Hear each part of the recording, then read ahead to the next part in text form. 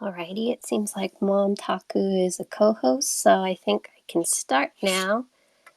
So, hi everybody.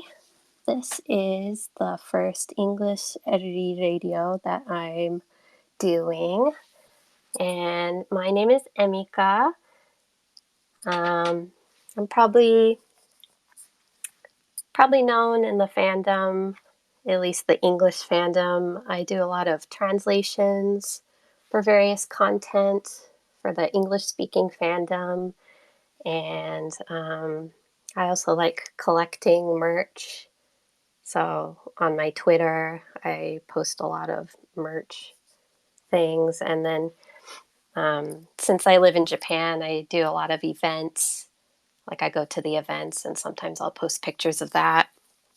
And recently I like writing. So I'm starting to get into writing a little bit. So if you've seen me around, those are probably the things that you've seen me around for.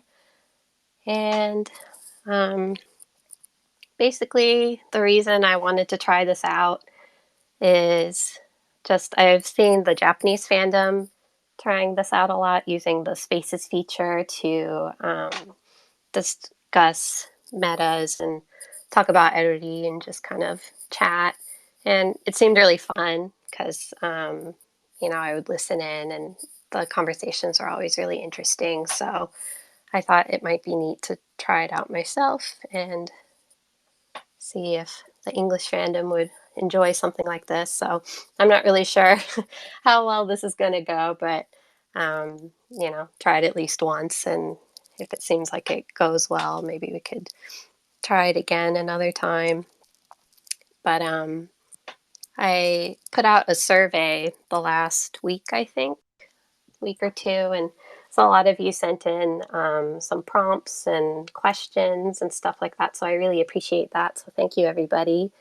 And I think we have a lot to talk about today.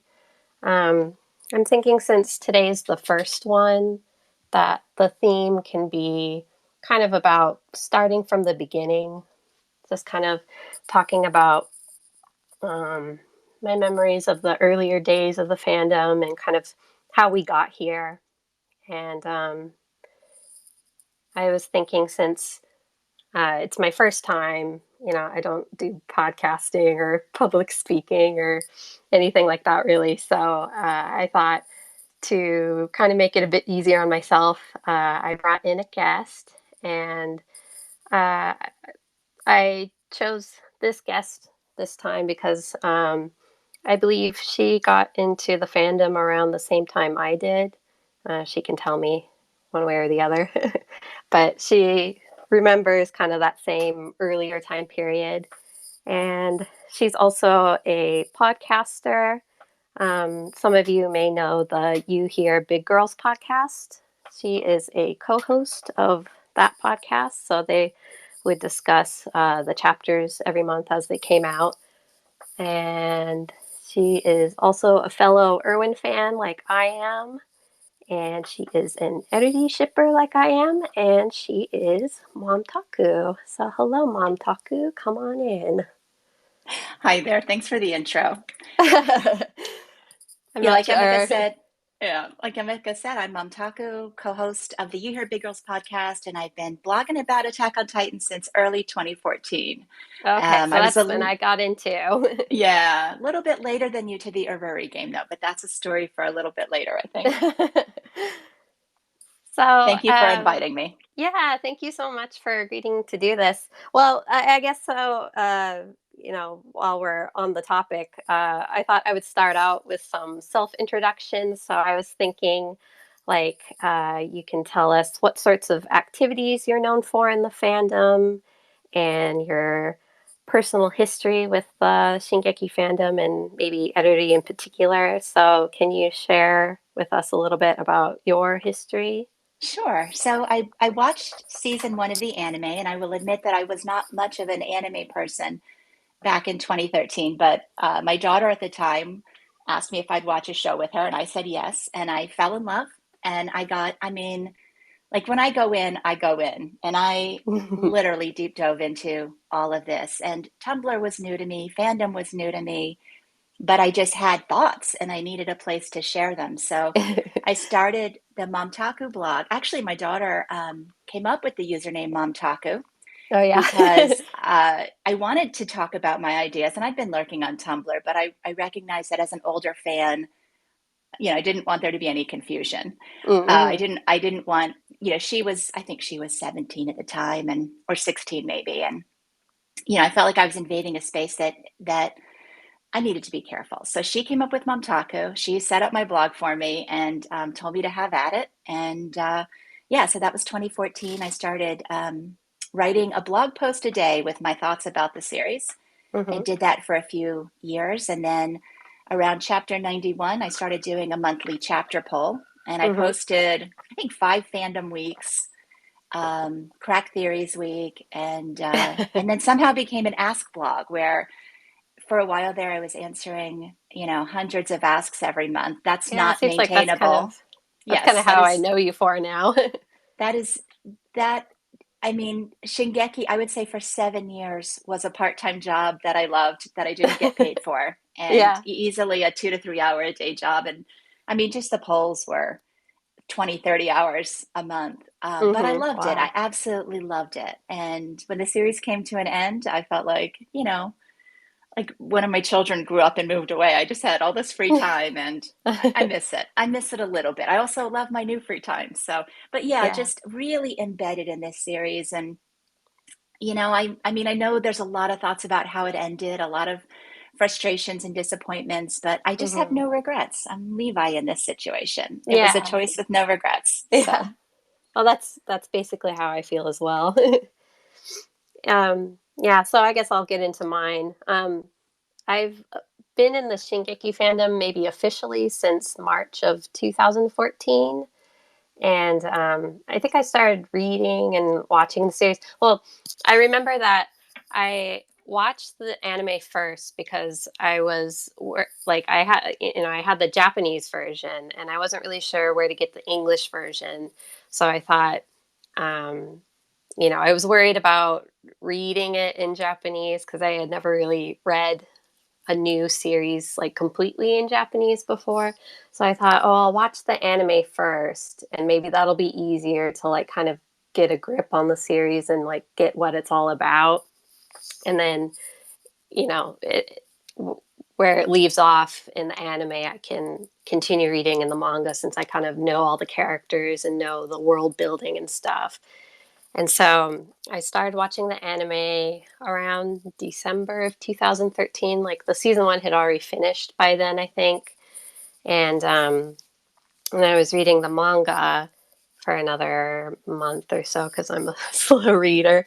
Um, but when I originally started watching the anime, I got through the first core and I really loved John at first. Like I was all about John and I loved all the John ships. So, I mean, I still like all the John ships and I still like John.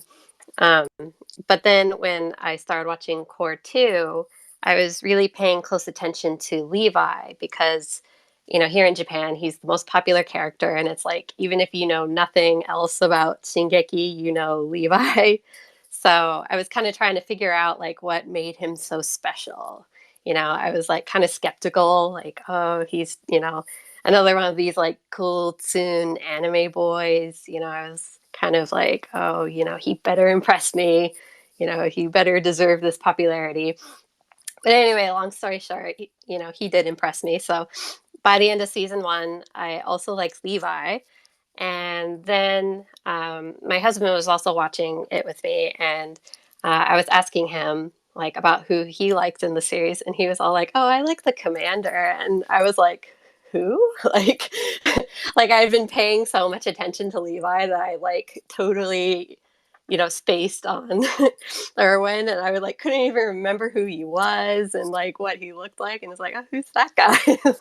But I also had a friend in Japan who is also like a fellow foreign wife. Like we're both married to Japanese guys, and so we kind of met each other through that community. And she was also really into Shingeki, so she was kind of like my fandom senpai. And we got super into the series together. and her favorite ship was Eruri. So I trusted her judgment and I took the ship for a test run and I decided to read a fic for it, just kind of like randomly, like find, like a short, interesting looking fic on AO3. And the one I ended up finding it's called Right Now. And the author is, I think, Nanaka BH. Maybe she's, or they're on Twitter under Flag Fighter, I believe, nowadays. That's how they go. But anyway, I really like the dynamic. So I was like, oh, yeah, I can get into this. And then maybe I should also mention, like, around the same time that I was getting into the fandom. So I was saying, like, late 2013, early 2014. That was when the No Regrets manga was in the middle of its serialization. Like, I think it started around November 2013 and it kept going until the end of June 2014 or something like that. So, the first, oh yeah, so also the first new chapter of the main series, like the main Shingeki no Kyojin manga, like I said earlier that I kind of officially joined Tumblr and joined the fandom in March. So that March of 2014, that was chapter 55, which that was the chapter where Erwin revealed his backstory and that whole chapter. So it was kind of, toward the beginning of like the uprising arc. So kind of my whole first year in the fandom, it was like No Regrets and the Revolution arc, which had, Erwin and Levi in these really prominent roles, and you learn all their backstories and everything. So I kind of feel like, my very early days in the fandom was kind of being immersed in their characters. So I think kind of that's why I ended up getting so into the ship. So that's what I remember. So I'm thinking now, I wanted to do a little bit of fandom discussion. And so I was saying kind of at the top that, just kind of remembering what the environment was like kind of in those days. And since Mom Taku also remembers, she can share what she remembers.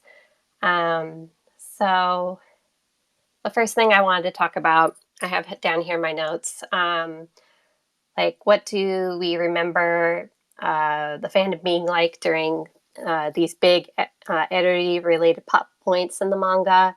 So the things I had written down, these were from the survey. I have the Levi Ackerman reveal, chapter 72, Erwin's death, just kind of, those big moments in the manga. So um, maybe Montaku, if you want to start us off. Sure. Are we going to take them one by one? Yeah, I think so. Okay. Well, I know like the Levi Ackerman reveal. Um, Mm-hmm. it's kind of not, I don't want to say it's embarrassing because it is what it is. But I remember when I read that chapter being super skeptical that Kenny was Uh-huh. telling the truth. I had no reason to trust Kenny at that point. Mm-hmm. We really knew nothing about him except, he appeared to be like a villainous character. So, Right. you know, people either go high or go low in these moments. I kind of went low and decided that Kenny was a liar and, none of this was true. That Kenny, I believed that Levi was an Ackerman, but I wasn't sure Kenny was. I thought Kenny was being manipulative. Uh-huh. So that was kind of fun for me because I think this is sort of a general comment, but back then there were so many mysteries. Like we met the Right. Beast Titan at that point. Mm-hmm. I think we'd had the reveal of Bertold and Reiner. Right. My brain was like 90% mysteries. Where was this Yeah. going? Who were these people? And Yeah, it could have been Ackerman lore. anything. Yeah, Ackerman lore was part of that. And Mm-hmm. so I was just hyper focused. When we found out Levi's last name was Ackerman, I was doubt and confusion and curiosity. And, Mm-hmm. I was expecting a big twist there that never came. Uh-huh. And I was also really curious at the time, like the big meta question was later on, was it in chapter 56 or something when he's talking to Mikasa and he says, apparently I'm an Ackerman. How did he hear Oh that yeah, yeah. conversation? Because he wasn't there when Kenny said those words. And like we came up with theories about like maybe it was Flegel. Flegel overheard because he Uh-huh. was the only Oh, one there. but I You thought he know, was there. Like they kind of showed him no. like hiding off in the distance, like watching in on what was going on. Yeah, So, I think that there was a lot of question about that. Like, was he listening to that conversation? Had he already exit? mm, Like, there was all sorts. I was in the meta community. I was just yeah, like all about like all anything is those little possible. micro interactions. And yeah, so that's my memory of the Ackerman mystery. And it's just funny Oh that my it was like gosh. such a big mystery, and then it ended up not being like it was just oh okay, they're Oh yeah, Ackermans. that's The what end. happened. Yeah, So what about I kind of feel like a lot of mysteries are like that too. It's like, no, it can't be that simple. Like there has to be some other twist, later on, and then it's like, oh no, that's just exactly what it was. So, but yeah, what I remember was, um, I remember like just about Kenny and how very early on, like, the only things we really knew about Kenny were that he was like this kind of secret police assassin guy. And, even Levi was afraid of him. And so we were all like really, really worried about him. Like, oh, he's going to like kill Erwin or he's going to kill Levi and, he's going to ruin everything. And it's going to be super, super sad. And then I remember this isn't about Ackerman, but just we were worried about this, and then he entered that bar doing the bang bang, and then it was like, oh no, he's a goofy cowboy. We love him, so he like his reputation totally changed.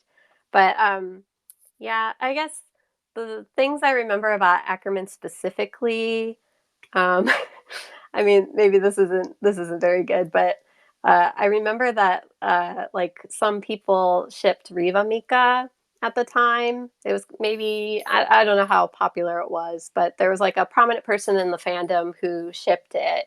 And so after that happened, it was kind of like, Titanic memes and, you know, meltdowns of that sort. So, like, I think people started getting uncomfortable with the idea of shipping them together after that because, it seemed like they were related. And then also with Kenny, it was like his exact relationship to Levi was also unclear. Like, I don't think it was until chapter 69 um, when we learned that he was Levi's uncle. And or it could have been earlier. Maybe when he was talking with the grandpa, maybe we could surmise that from the conversation. But anyway, it was like very, very, just like right when there was that reveal. I think a lot of us thought, oh, like, well, is he Levi's father or something? So I remember like a lot of doujinshi and stuff like that had like these like modern AUs and these kind of premises of like he's Levi's father and like, Erwin meets Levi's dad after they've been dating, like that sort of thing. So that's kind of what I remember from that period, pretty much. And that's it. So let's see. What did I say earlier? Oh, yeah. So the other one, maybe Mom Taki, you have an interesting story about this one. Uh, the next one I wanted to talk about was chapter 72. And can you remind us what happened in chapter 72? I think everybody here listening knows what happened in chapter 72. That was like the moment. That was the leg breaking. That was, Right. I mean, that was our love confession. Only at the time, I told you a little bit about this when we were practicing. I Mm-hmm. was so confused at chapter 72. Like, is it okay to get into this? Yeah, yeah. I mean, Okay. I think it's So okay if in you're comfortable. 2014, when I joined, I was a Levi Han shipper. I loved Mm-hmm. Levi and Hanji's relationship. I still do. I absolutely adore it. Mm-hmm. Um, and Erwin, I'm actually really similar to you. Erwin was not on my radar at all during season Mm-hmm. one of the anime. He Mm-hmm. wasn't a character I disliked. It's just Right. that everybody else was so much more interesting. Mike was more interesting. Nanaba was more interesting. Gelgar, Right. for crying out loud, two lines was more He had a interesting moment. to me. he had a Yeah. great moment. Like I was so Yeah. caught up in everything except Erwin. Mhm. And of course, the hospital, when Erwin sacrificed his arm, was very heroic. And then that humility in the hospital room, like that's Mhm. when the Erwin truck hit me. And I became a Yeah. huge Erwin fan. And from there, Yeah. I paid very close attention to Erwin, but my heart was always like the relationship between Levi and Hanji, because that just appealed to my sense of like, I mean, Hanji's my girl, my person, right? At the Yeah. time, Yeah. girl, but now person, because we've gotten a Yeah. lot of insight there. Yeah. But I was just one of those frustrated, like, I know shipping doesn't have to be canon, but I just Mhm. at the time had so many hopes and dreams about Hanji. Like when Hanji got Mhm. injured in the cavern, when the harpoon went through their shoulder and they crashed to Mhm. the floor, I remember writing to a friend saying, "This is it. This is when we get the Oh. moment. This is when we Oh. get Hanji's, the recuperation while they're recovering is gonna Uh-huh. be, where we get their backstory." And I was just so I it just like that wash, rinse, and repeat of waiting for something to happen that never happens. Mhm. I was in Yeah, that that was so mode. frustrating. Yeah, Hanji Yes. never got. And I found an email, this is when Tumblr had fan mail. I found a fan mail that I wrote to my friend Daydream 24/7, who was a big Mhm. Aramika shipper at the time. And I Mhm. expressed my frustration about how it just felt to me like every time Hanji was going to have a moment, nothing would happen. Meanwhile, Levi's throwing himself all over Erwin. And I was so frustrated by that because I didn't understand. And Yeah. then 72 happened. And I kid you not, like I literally put the chapter down. I went to Tumblr. I Uh-huh. Googled Eruri, or I searched Eruri. I found Burbwin, who I'd been following a little bit and kind of poking around, and I just was like, Burbwin, help. Please tell me. It was like third eye open. I'm like, where did this come from and how did I miss it?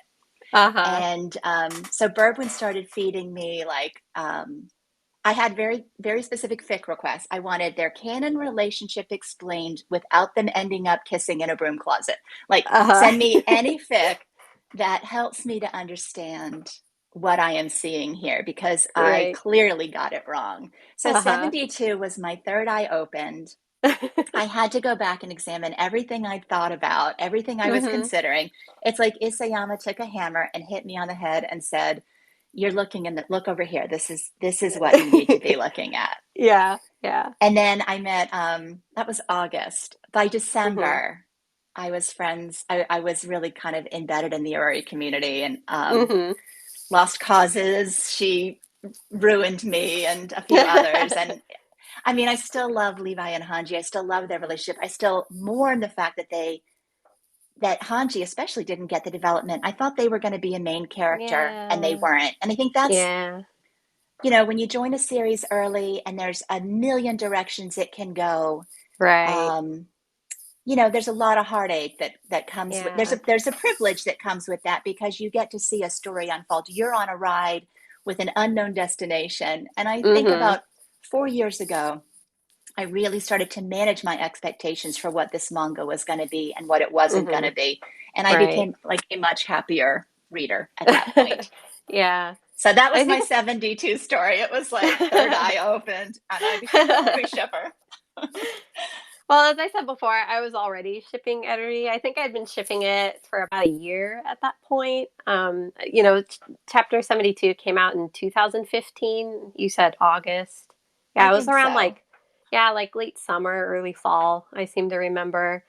Um, but yeah, I just remember because like the English fandom always gets the leaks and the spoilers every month. So I would hear about those.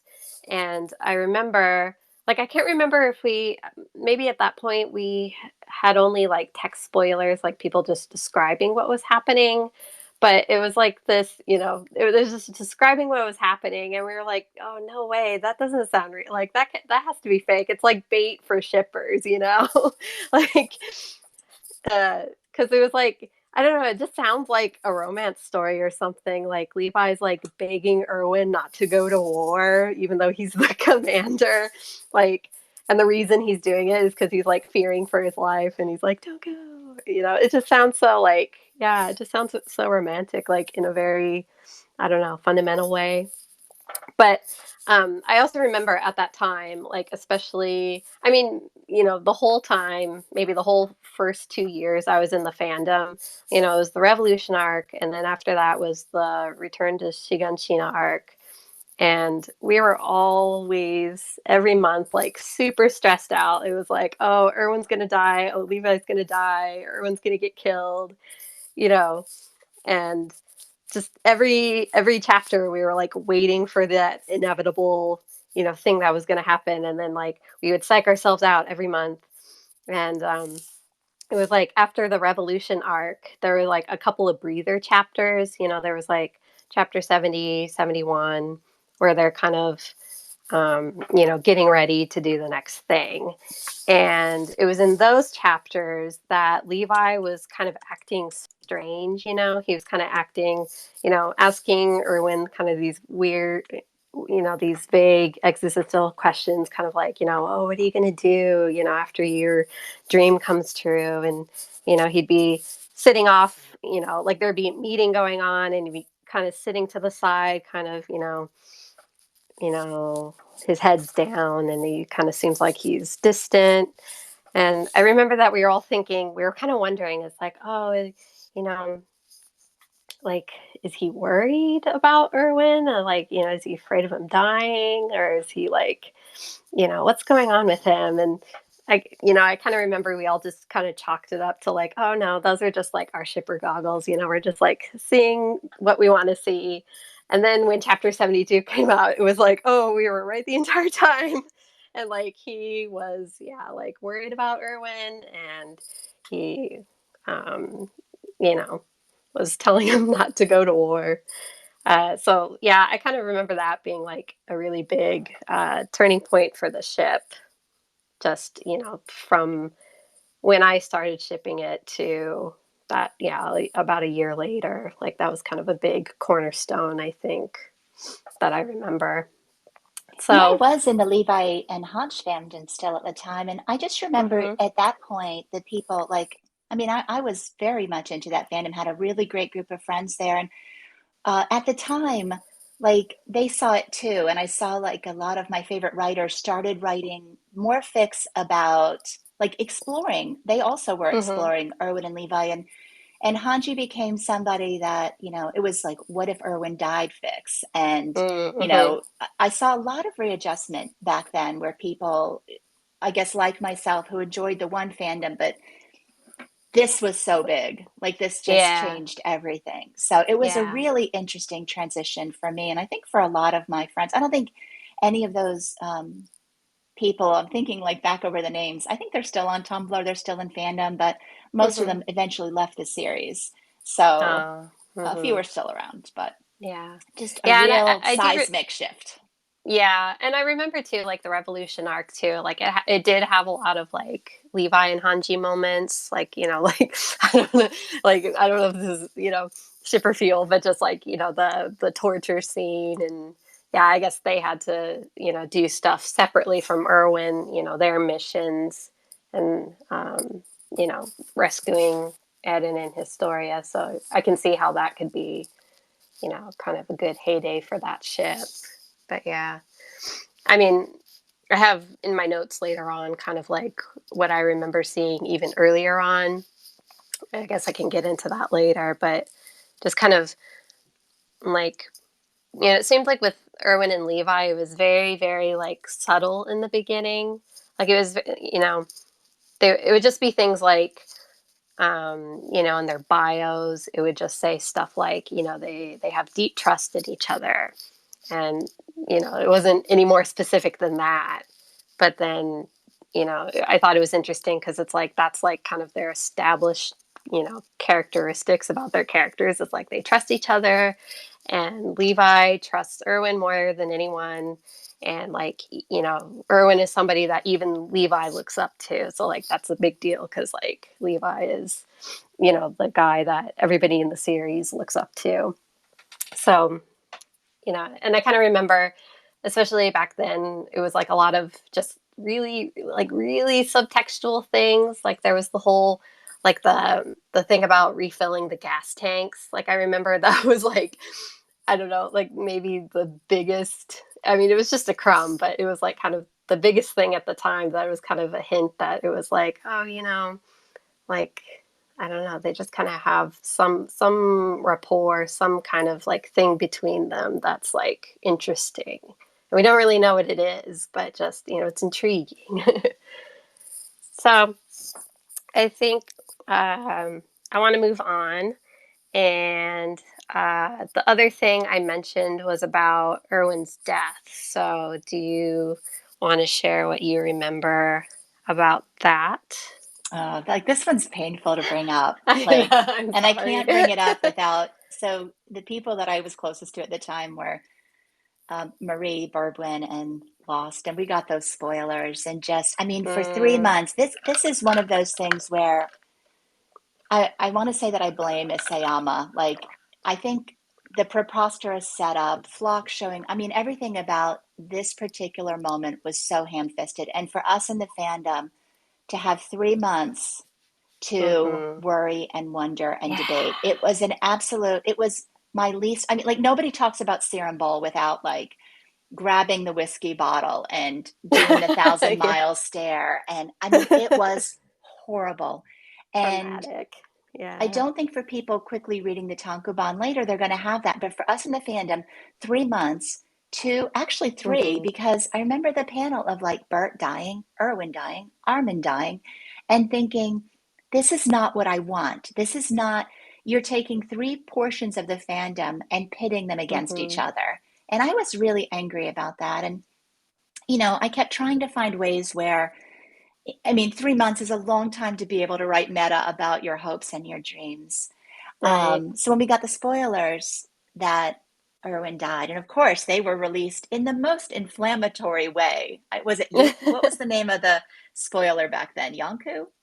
I don't I think it remember. was it Yonku. I don't know if I'm saying the name right, but the way he released them in just the most inflammatory and cruel way. Like it Oh. was just a bad time.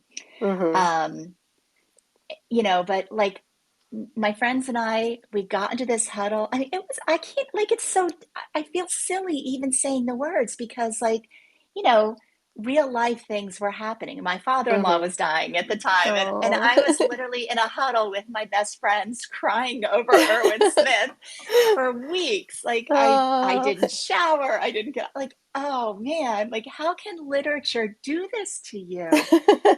But also like after time, like once Mm-hmm. that initial, oh, let me back up and say, and the worst part of it was the other half of the fan, or the Armin community, of course, was Right. celebrating, and it was like Right. being at a funeral with a party Mm-hmm. next door. And I Mm-hmm. can't tell you, and I love Armin. I love Armin. I was so happy Armin lived, but Mm-hmm. just that pain while one community is celebrating and the other one is crying. And like Yeah. every year we're mourning Erwin, and at the same time they're having an Armin appreciation week because it was such a pivotal moment for them. And it's just Mm-hmm. like, Isayama, you're terrible. You're the worst. Why did you do this? But when I look back now at that 2016, August 2016, and the time after that, like that that's when I drew like closer to my friends than ever. I mean, it just like I Mm-hmm. look back at it so fondly now, and especially as we realized Levi's reasoning, Mm-hmm. and just such a bonding moment. Like I made lifelong friends during that time Yeah. period. I have no Oh. regrets. Yeah. And I'm so grateful to my friends that were there for me. And like anybody outside of fandom would have been laughing at me or Mm-hmm. embarrassed. But no, I had this community of people who got it and got Yeah. how hard this was. And I Yeah. can't imagine any other segment of my life where I had that sort of acceptance. So it ended Yeah. up being like Erwin's death is one of my favorite things about the manga now, which I never Mm-hmm. thought I would say those words. Yeah, I definitely feel that way also. Yeah. So But, what about you? What was it like for you? well, it's probably bad of me to say, but I feel like I had a very different experience from most of the other people in the fandom because at that time I was like 6 or 7 months pregnant. And so basically, like the whole Return to Sheena arc, like as it was coming out month to month, I was like very, very distracted and not really paying attention to what was going on. And I was like, reading it, but not really, absorbing it emotionally or anything. I was just kind of, just like, oh, this happened. Oh, this happened, you know? And so I kind of feel like I think I even like missed the spoilers. Like you were saying that the person who was like dropping the leaks, had done it in a really inflammatory way. Like I don't even remember that because like I don't think I even saw them. Like I probably didn't even see the chapter until like it had already released in Japan. So um, kind of in a weird way, like I was spared of all of that emotional trauma just because I just so happened to be in a life stage that I wasn't really paying attention necessarily.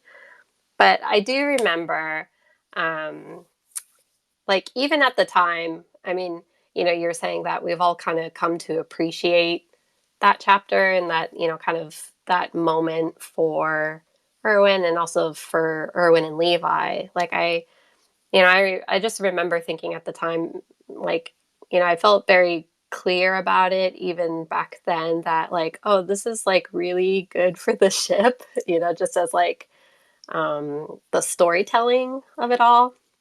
Like as you said, Levi's reasoning, he chose it for Erwin. And, it has really this like kind of almost like this, next of kin making end of life decisions for their loved one, it has that kind of like feeling to it. And, just the whole decision around it revolved around his personal feelings for Erwin. And, just letting him die as a kindness and like letting him die as a human rather than like, as a commander, as, somebody that, maybe he didn't necessarily want to continue being. Um, so I think, yeah, definitely now it's like a cornerstone of the ship. Um, and then just, kind of in general, like one of the things I really like about the ship is like they do really, the two characters have like this full, complete arc that revolves around each other. It's like completely independent of the main story. So it intertwines with the main plot, but you can kind of like extract it and you can insert like, the story beats. Like, it starts off like, they're kind of rivals or enemies, and, Levi doesn't trust Erwin, but then he kind of realizes he has them all wrong, and then their relationship builds into something. They trust each other and they're devoted to each other. And then part of the story is like Levi letting Erwin go, in order to like allow him to own up to his responsibilities at the end. Kind of like Erwin had always had kind of this ends that justify the means kind of approach to um, his goals and stuff like that. So it's like, you know allowing Erwin to self-actualize at the end, and that Levi was the person to do that for him. I really like that. But yeah, just the fact that you can kind of take all that stuff out. We're going to talk about this later, I think, just kind of like part of the appeal of the ship in general. Just, you can put it into any like historical AU, or you can, tell the story in canon like any many different ways. Like there's, that period between, No Regrets and the main manga. Like it's like a, I don't know, 4 or 5 year period where we, don't really know how they got to where they are, but, there's infinite ways to explore it. Um, but yeah, and then like just if you continue on to Levi's arc and the time skip, the story kind of still continues on. He's living on to fill his one last promise to Erwin, and he ultimately succeeds. So, um, I think that's interesting too. Like I was writing in my notes, just kind of what was coming to mind is like I think a really good story that is able to like take all those story beats and like put it into like a new setting is the Dresden fic, uh, like it kind of has, just what I was talking about, like, starting from the beginning and just telling the whole story beat by beat, but it's like a different setting and kind of different circumstances, but it's all there. It's like the whole story up until Midnight Sun is there. So I think that's one thing that's really cool about the ship is that you can just, it's very versatile. You can put it anywhere.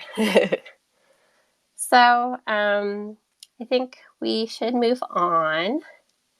And Mom Taku, I think you were going to introduce some questions to me.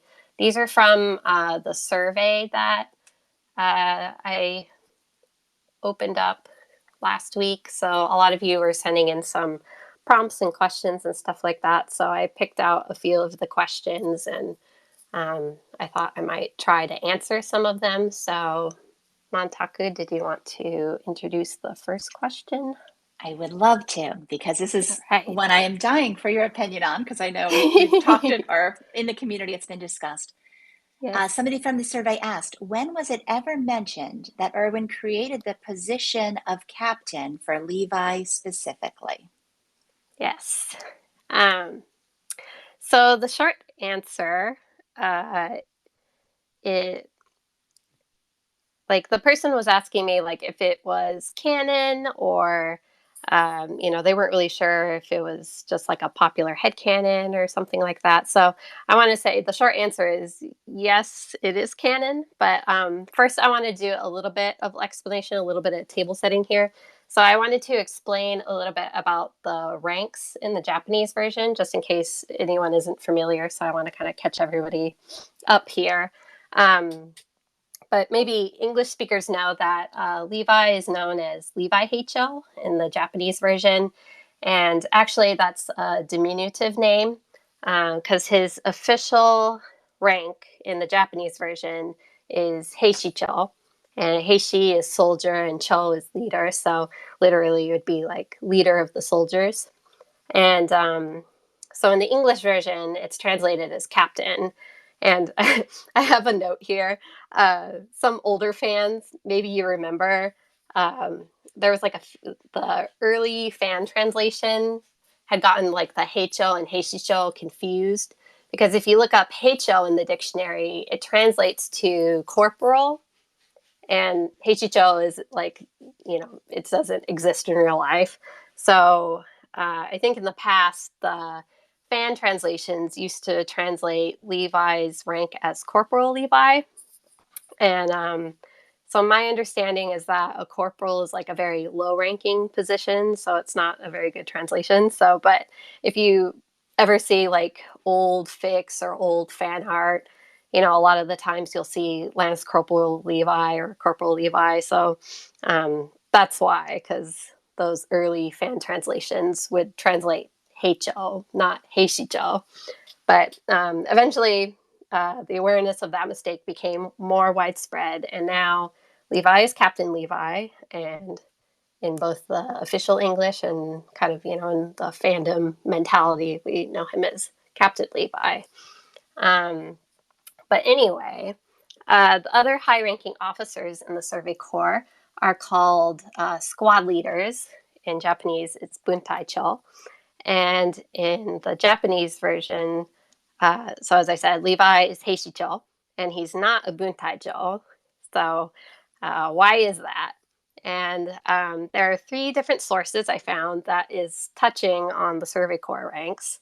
The first one is in the guidebook Outside. I think the English version has the inside and outside guidebooks combined, but in the Japanese, they're like two different books. So the one it's in is in the outside book, and they have a section like it's called the white papers, I think. Like I'm not exactly sure how to translate it in English, but they have a section about, excuse me, a breakdown of the Survey Corps positions, and I translated the section, so I'm just gonna read the exact quote here. The Survey Corps, there is no record of two or more Survey Corps operating at the same time. consists of 300 cavalrymen. The breakdown is one commander, dancho, four squad leaders, buntaicho, one senior team leader, senin hancho, eight team leaders, hancho, six nurses, five salaried staff, also serving as team leaders, five horse doctors, and 270 soldiers. The corps is divided into 1 to 10 teams, and the team leader takes the lead. Each team leader is commanded by four squad leaders who are led by the commander. If for some reason the commander becomes unable to continue the command, or if the squad is split, the squad leader will take command. And then it kind of goes on and talks about some other stuff, but it's not really relevant. So anyway, what to take away from this is that there is no mention of a heishicho. It's squad leaders, the commander, team leaders, and some other, you know, other people. And then, so I think that guidebook. Hold on, let me look it up. I think that guidebook came out after the anime aired because there are some anime things in there. Let me just double check here. Oh yeah, it's copyright 2013. So yeah, that was the first mention of who is made up of the Survey Corps. And then I think it was August 2014, the next time that Isayama talks about it. There's an interview with him in the Frau magazine in Japan, and there was a Q&A section, and the Q&A had a question that was asking about the rank order. So I think the person was asking something about like, oh, well, like, does the order go dancho, heishicho, buntaicho, like in that descending order? And Isayama's answer was, and I'm just translating it into English here, the heishicho is an exceptional role that does not fit into the rank order. And then, so finally, I think it's 2017 when the character encyclopedia was published. This was after Midnight Sun, I think, because it's talking about like in the I'm not exactly sure how you translate it in English. It's like the secrets of their creation section. Like maybe somebody knows what the official translation is, but there's like a section where they kind of have Isayama talk about like how he developed the different characters. So of course there's a page for Levi, Erwin, and Hanji. And in Hanji's section, there is a little description here. And so just translating into English what it says, Isayama said, the reason why Hanji took over as the leader of the Survey Corps was because I wanted to create a system where the general staff could move freely because there is someone at the top of the organization who takes responsibility and is the face of the organization. So I thought that Levi, who plays the role of a libero in soccer, shouldn't be the head of the organization. So I looked it up, and for soccer people, football people, libero is also called a sweeper. And from my understanding, they're a member of the defense team who has a more fluid role, and they're able to stop anyone who has breached the main defense line rather than, man marking somebody of the opposite team to defend against. So that's the analogy he's making, that Levi is somebody who has a fluid role that's, not an official Survey Corps position, but he's able to kind of go in and go where he wants and you know clean up titans as he sees fit. So I think that's what he's trying to say. So anyway, so even though Erwin isn't ever specifically mentioned in any of these descriptions by name, I believe the dominant theory goes is that Erwin, among his other innovations for reinvigorating the Corps, he's the one who's most likely created the special role for Levi, since Levi came into the Corps maybe less than a year or about a year before Erwin became the commander. That was on the day that Wall Maria fell. So, I think the theory is once Erwin came under command, up until that time, probably Levi was still an underling of his. And then after he became the commander, um, he was able to bump up Levi's rank, and he decided to give him this special role. So I think that's what people think. I think it's just kind of a process of elimination. Like, who else could it be? Just like Erwin's the commander. Like, who else is going to give him this position? So that's that.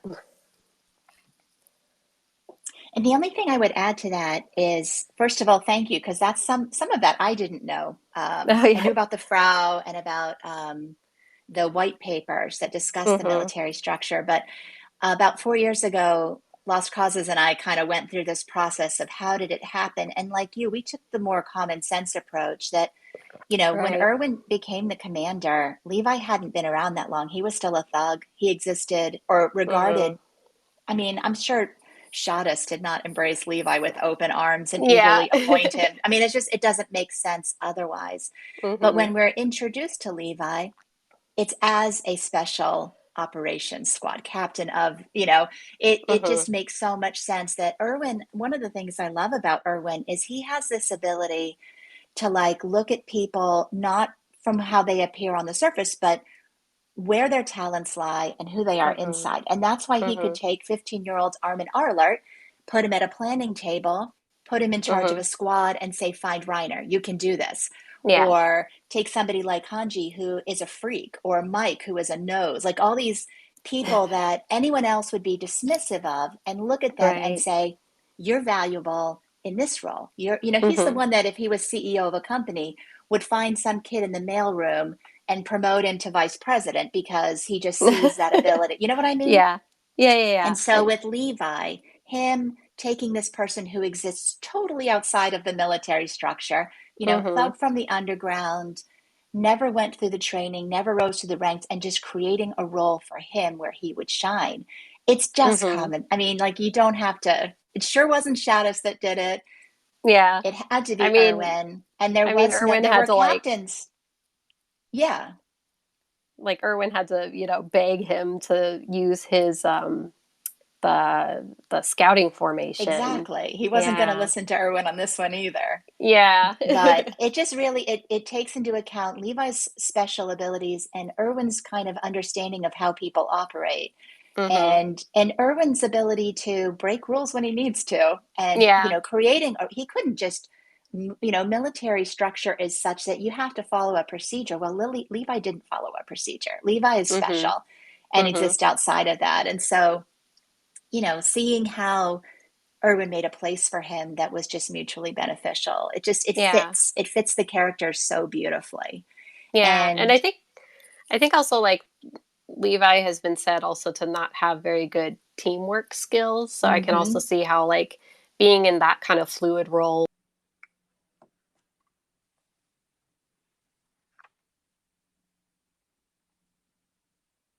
Did I lose you?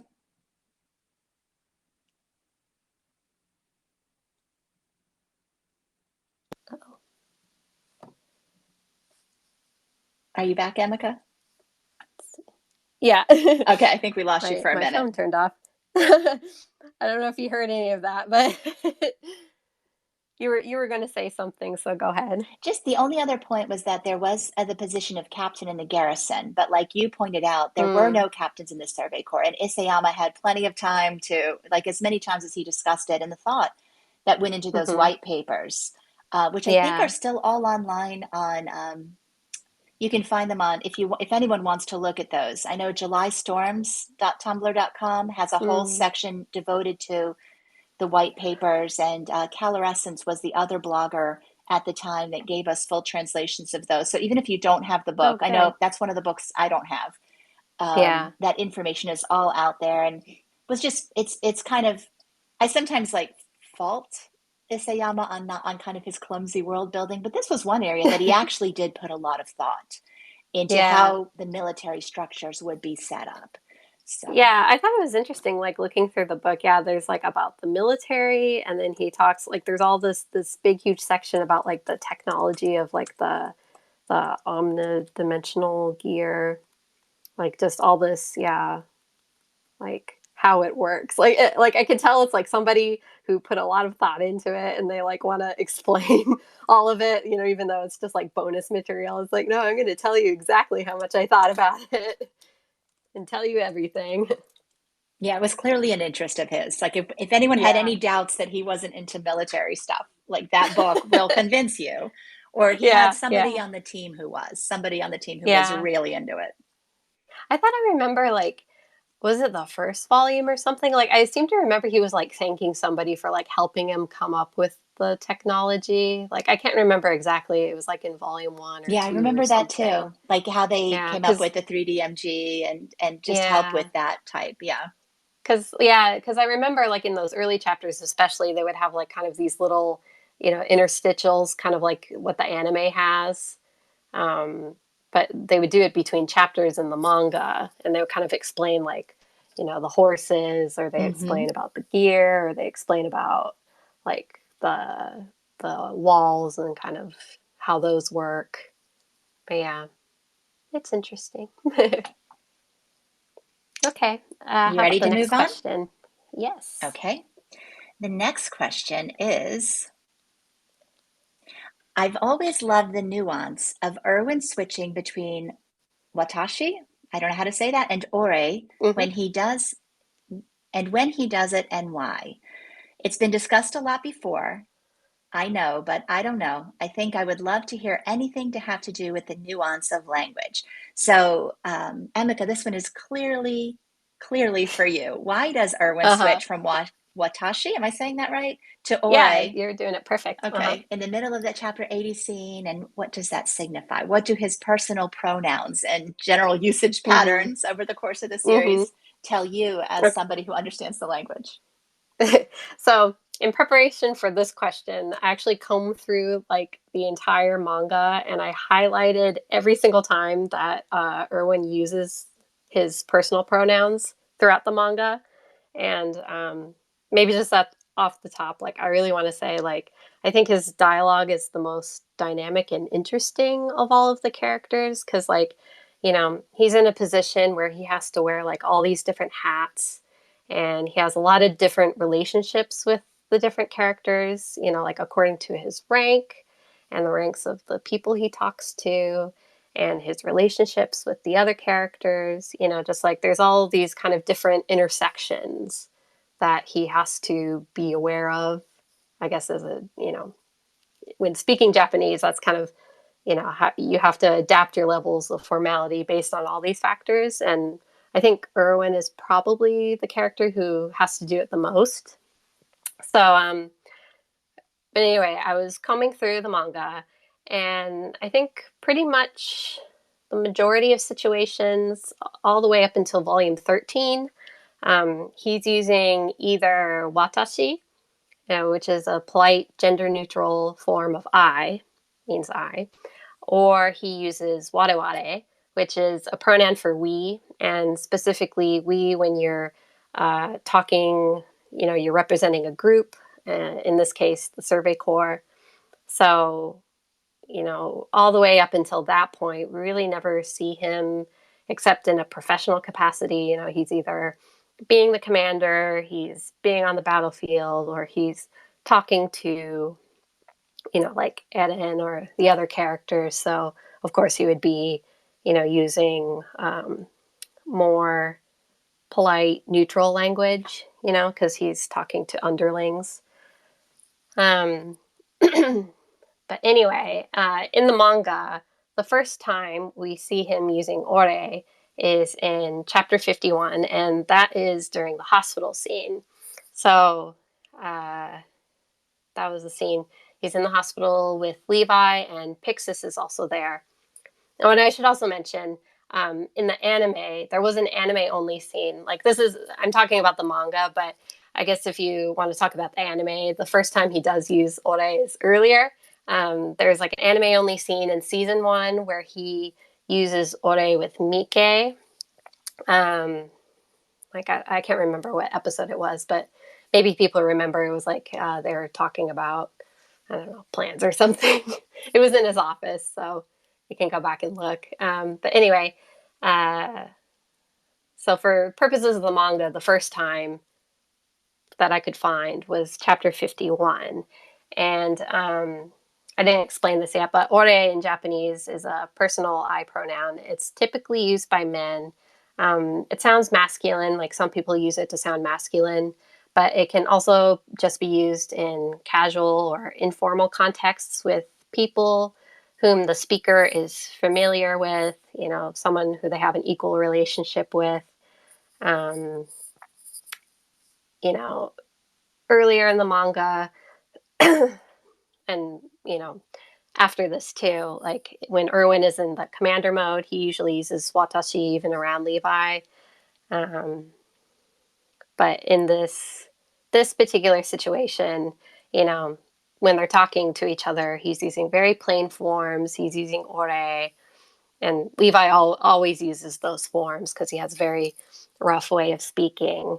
But it kind of gives off a very, they're off the clock, they're friends, they have this, very casual relationship. You know, you can tell from just the way that Erwin is talking. And I wanted to mention, like, there was one of the Japanese versions of um, the Eruri Radio. I can't remember which one it was exactly, but somebody was talking about how they kind of felt like the scene for them was kind of their turning point for the ship. Like we were talking about how 72 was kind of like a big seismic shift. But for this person, it was chapter 51 because um, it was kind of the first time we ever saw Erwin and Levi having a friendly personal relationship, outside of their duties. And for them, it was helpful having that context to understand Levi's feelings. Later on in the Return to Shiganshina arc, in Midnight Sun, when he makes the decision to like let Erwin go and everything, um, you know, you have that scene where it's like you understand that Erwin just isn't someone who he looks up to professionally, but he also has, this personal relationship with him and this rapport with.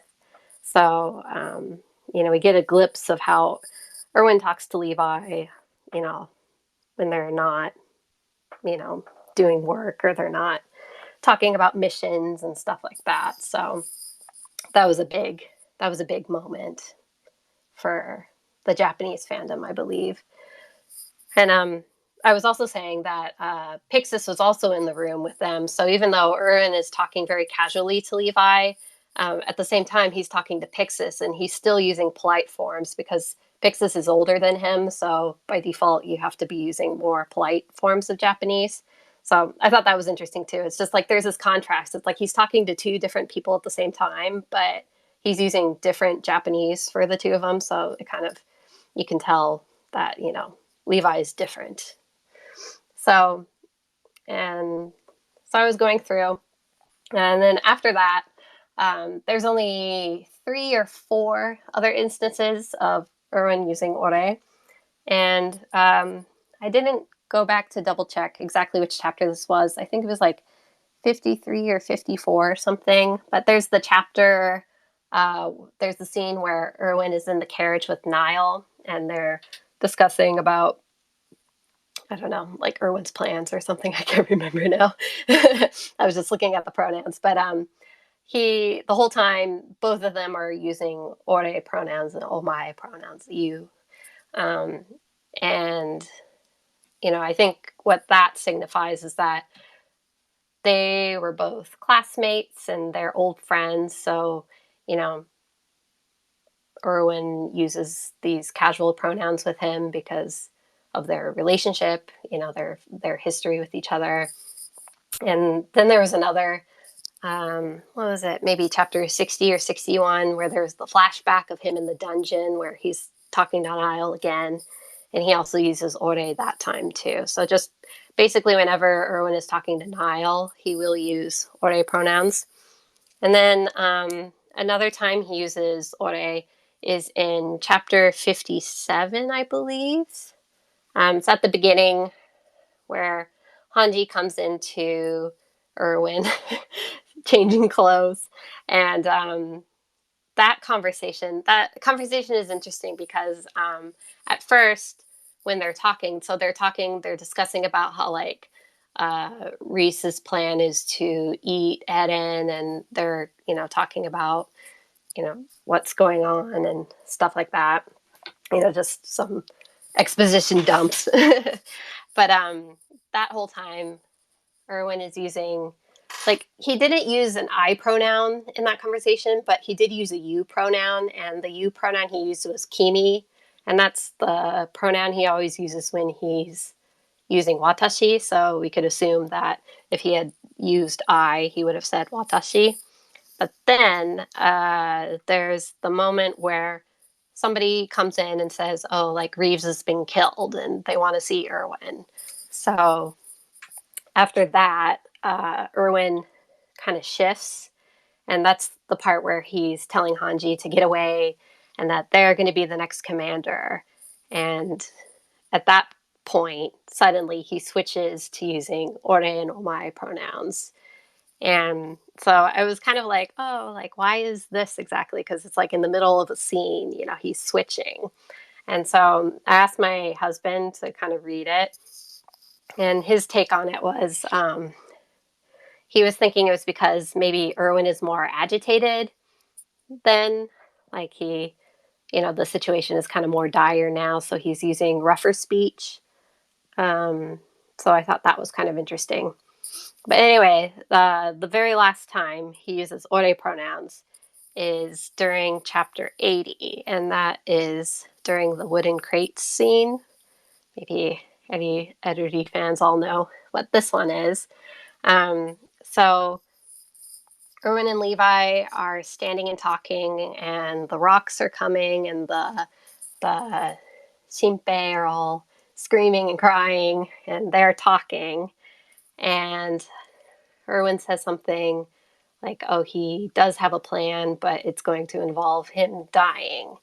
And this whole battle, I guess the last couple of chapters, since they started the battle in Shiganshina, he had been using watashi through all of that arc so far, including in chapter 72. We were talking earlier about chapter 72. He's still using, like, even though he's talking to Levi and having like a private conversation with him, he's still using watashi pronouns. So I think that's partially why Levi is getting angry at him, because in the original Japanese version, he's telling Erwin that if he's tatemae with him, then he'll break his legs. And tatemae in Japanese is like your public position as opposed to your private thoughts. That's what that means. So, but anyway, in the chapter 80, the moment that Erwin sits down at the crate, he suddenly switches to ore. And, the kind of the impression that gives is like he's giving Levi his true, unfiltered feelings. And in Japanese, we would call this honne. It's the opposite of tatemae. So it's just what you truly feel inside as opposed to like what you say publicly. So, one thing I really love is like if you watch the anime version of this, I think it's episode 53. So it's like, yeah, they're walking, and then what is it that Erwin says? I forget something, but like he says something, and then Levi's like, huh? And then Erwin sighs and sits down. And then while he's doing that, the camera cuts to Levi, and you see Levi's reaction as he's sitting. And if you listen carefully, like he's actually like gasping softly. And yeah, so if you watch it with this in mind, it's just like, to me, it just kind of seems like he's seeing Erwin like taking off the mask. And when Erwin begins speaking again, it's ore wa, ore tachi wa, like using ore. And just kind of, it was like this big pivotal moment of that. They're in the middle of the battlefield, and he, probably never, talks this way on the battlefield. So that's how it's like, it's different. So anyway, what do you think about that, Montaku? I just, when I hear stuff like this, it just makes me sad that we don't have the equivalent. Like, That is so hard for us to get that sense. So I appreciate you Yeah. sharing it.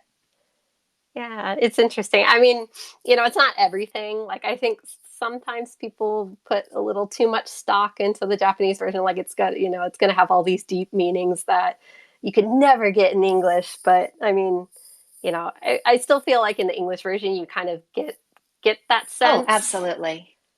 But Yeah. like So there have I been think, times where I'm reading a chapter and I'm like, I can't tell whose speech bubbles are whose. I think about the oh, scene right. with like Hmm. Aaron in the prison when Levi and Hanji are letting Aaron out, and there's Right. three speakers, and apparently a Japanese reader can look at that and immediately tell because Yeah. Levi's speech is rough, Armin's is polite, like, Hmm. and that's Hmm. not always evident to us. Like we have to Yeah. ask, we Yeah. have to wonder. But yeah, I Yeah. feel like even without knowing Ori and Watashi, like I could see the mask fall. I could see Hmm. that shift, but it's nice to know that it was there in the text as well. Yeah. So, yeah, that was like, I think when we were watching the anime too, like, I was talking about it on Twitter and I was like, oh my God, it's so, like, it's just, yeah, it's just one of those things. It's like, I don't know. I explained it all already. All Okay, right. so our next question is somebody, I think something several people asked. It's kind of, I mean, maybe we can just quickly touch on it because I know you wanted to be done with this in 15 minutes, but two people wanted to know your thoughts on how and why Eruri became a popular ship, despite the characters being somewhat secondary in the manga, and you know, whether it was fan theories and perceptions that contributed to that, or just why Hmm. we think that it became so popular. um, yeah. Well, I think I feel like I've been alluding to this. Like, Hmm. I was kind of talking about it earlier. Like, I love that it's such a complete story where their relationship continues evolving the whole time, and there's like reveals about them all along the way. Kind of as I said before, it starts with the No Regrets manga, and they kind of have this uneasy relationship, and then Levi realizes about Erwin, and then they kind of have this period where they're becoming more trustful of each other, and by the time we meet them in canon, there's already the impression of all this history and forged trust and devotion to one another. And I think it's intriguing to think about how they got there. Like, even if Isayama didn't really intend for it consciously, like, I really think they kind of have like this, coded married couple type of relationship. And even like it's very like aspirational too. Like, it's not like they're they're not bickering. They're not like like an angry old couple that are like sick of each other.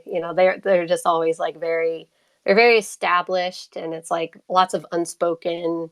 You can communicate almost like telepathically or something. You just you know what the person would say, or just things like that. Like, I think it's refreshing, and I think it's admirable. Like, their foundational character traits are things like trust and devotion and respect and maturity and, stuff like that. Um, I was thinking how, like, you really get the feeling that Isayama designed the characters, like, together as a pair from the very beginning, and, like, he thought about it. Um, you know, like, I was helping translate a Q&A from March 2018. And one of the Q&As was, I can't remember exactly what the question was, but part of his answer was like he was saying that he had been planning for Erwin to die in the story from like the very beginning. Like, it was something he had planned out, since the beginning. So I kind of think, surely Levi's role in that was also designed from the beginning. um, you know, and that's kind of the reason why, as I was saying before, in even in season one, when they have kind of their character bios and like, just kind of foundational, like at a glance information about them, they always talk about their trustful relationship, and, that Levi looks up to Erwin, and um, like, I kind of feel like that stuff was there from the beginning because it would be seeds that are planted for kind of this future emotional payoff, that ended up being Midnight Sun. You kind of wonder why are they talking about this, right? From the beginning. And I think the reason was because Midnight Sun. So, um, yeah, what do you think? Yeah, I think, like I was saying earlier, it took me 72 chapters to fall in love with that relationship. But when it did, it Mm-hmm. hit me like a truck. I think because it had everything that I admire in relationships. Like I loved the easy, kind of fun, goofy Levi Hanji vibe. Still love it. But Mm-hmm. I heard, was it Suke no Yura describe the dynamic between Levi and Erwin as like two big, powerful cats circling each other, like it's that kind of dynamic where you see these two incredibly powerful, independent Right. people just, you know, and then to see that those that sort of dynamic devolve into or evolve into Mm-hmm. complete trust, complete Mm-hmm. respect, complete understanding, complete. I mean, it literally is just everything that I admire in a relationship. It's everything I strive Mm-hmm. for in my own relationship to be the kind of Right. person who can Yeah. be that. And I so I can look up to these characters and this Yeah, relationship as me well. That too. doesn't diminish any other relationship in the manga, but this is Mm-hmm. the one that appeals to me. And like you were Yeah. saying, this is the one that was set up from the beginning. Their stories are so tightly woven together. Mm-hmm. You can't separate it. You cannot take Erwin Yeah. out of Levi's story. You cannot take Levi out of Erwin's. Like it is a relationship in the manga that is the most significant, I'm saying not the Uh, only, the yeah. most significant. It is, you cannot erase it. And Yeah. okay, I'm going to get not salty here, but just like I'm not on Twitter much and I'm not even on Tumblr Uh-huh. much anymore.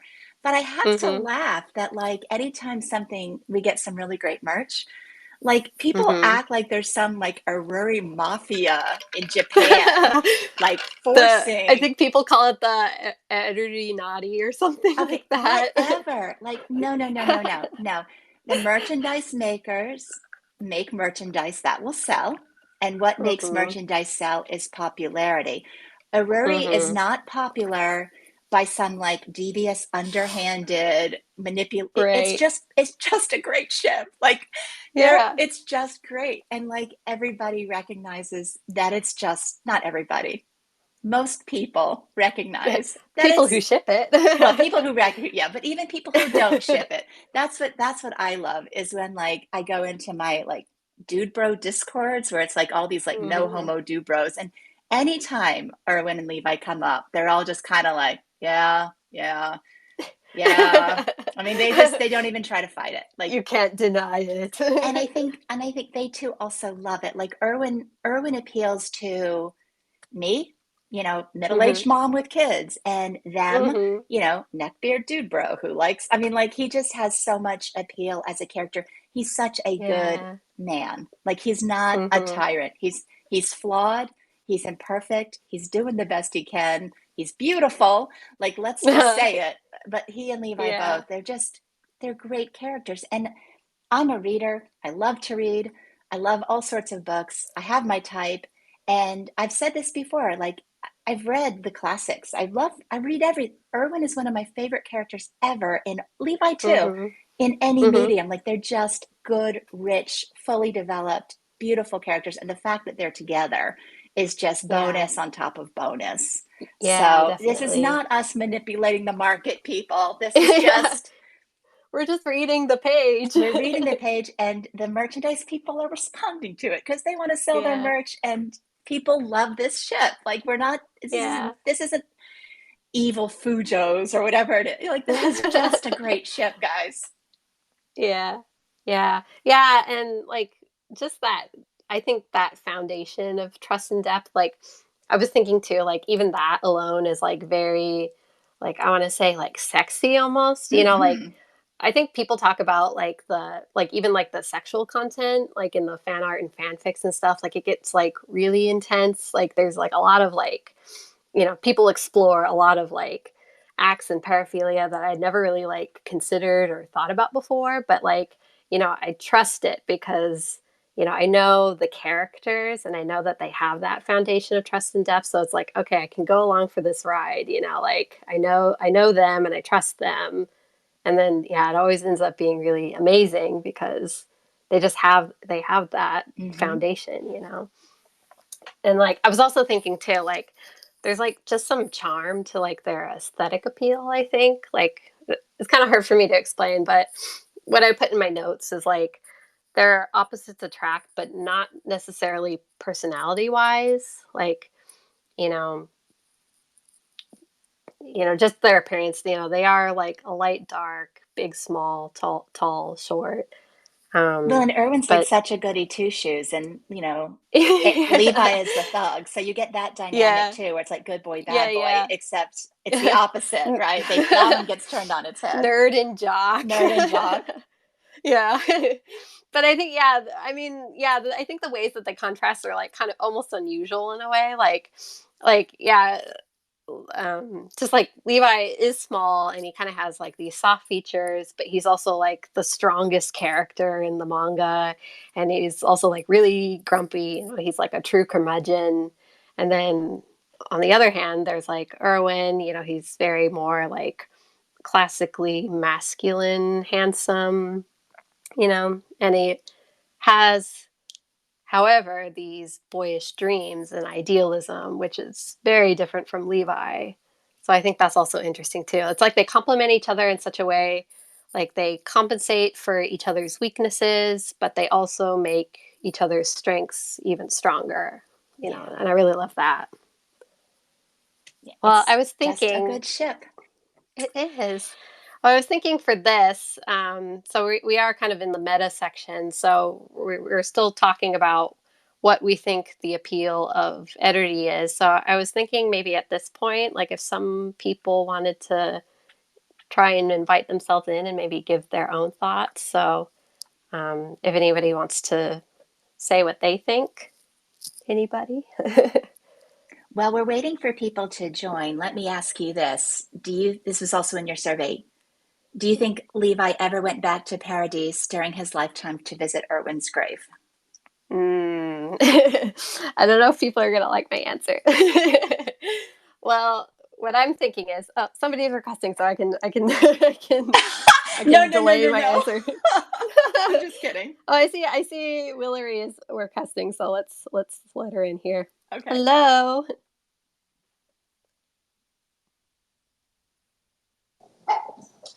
Willie, can you hear us? Oh, someone else Yes. is asking. Yes, I can hear you guys. So what do you have to say? Oh, what do I not have to say? Why do you like Eruri? uh, it, it's so hard. 'Cause at first, I love Eruri with my whole heart. I do. And obviously, I think most people who know me know that I'm an Erwin fan before I'm an Eruri fan, even though I Mm-hmm. love them both so much. And for Midnight Sun, it took me several months to actually begin appreciating the implications of Eruri in the scenes, in the chapters and stuff. And so I really had to take my time with that because I was so angry for such a long time and so Mm. sad, and I couldn't even talk about it I without like crying for about probably like 3 months.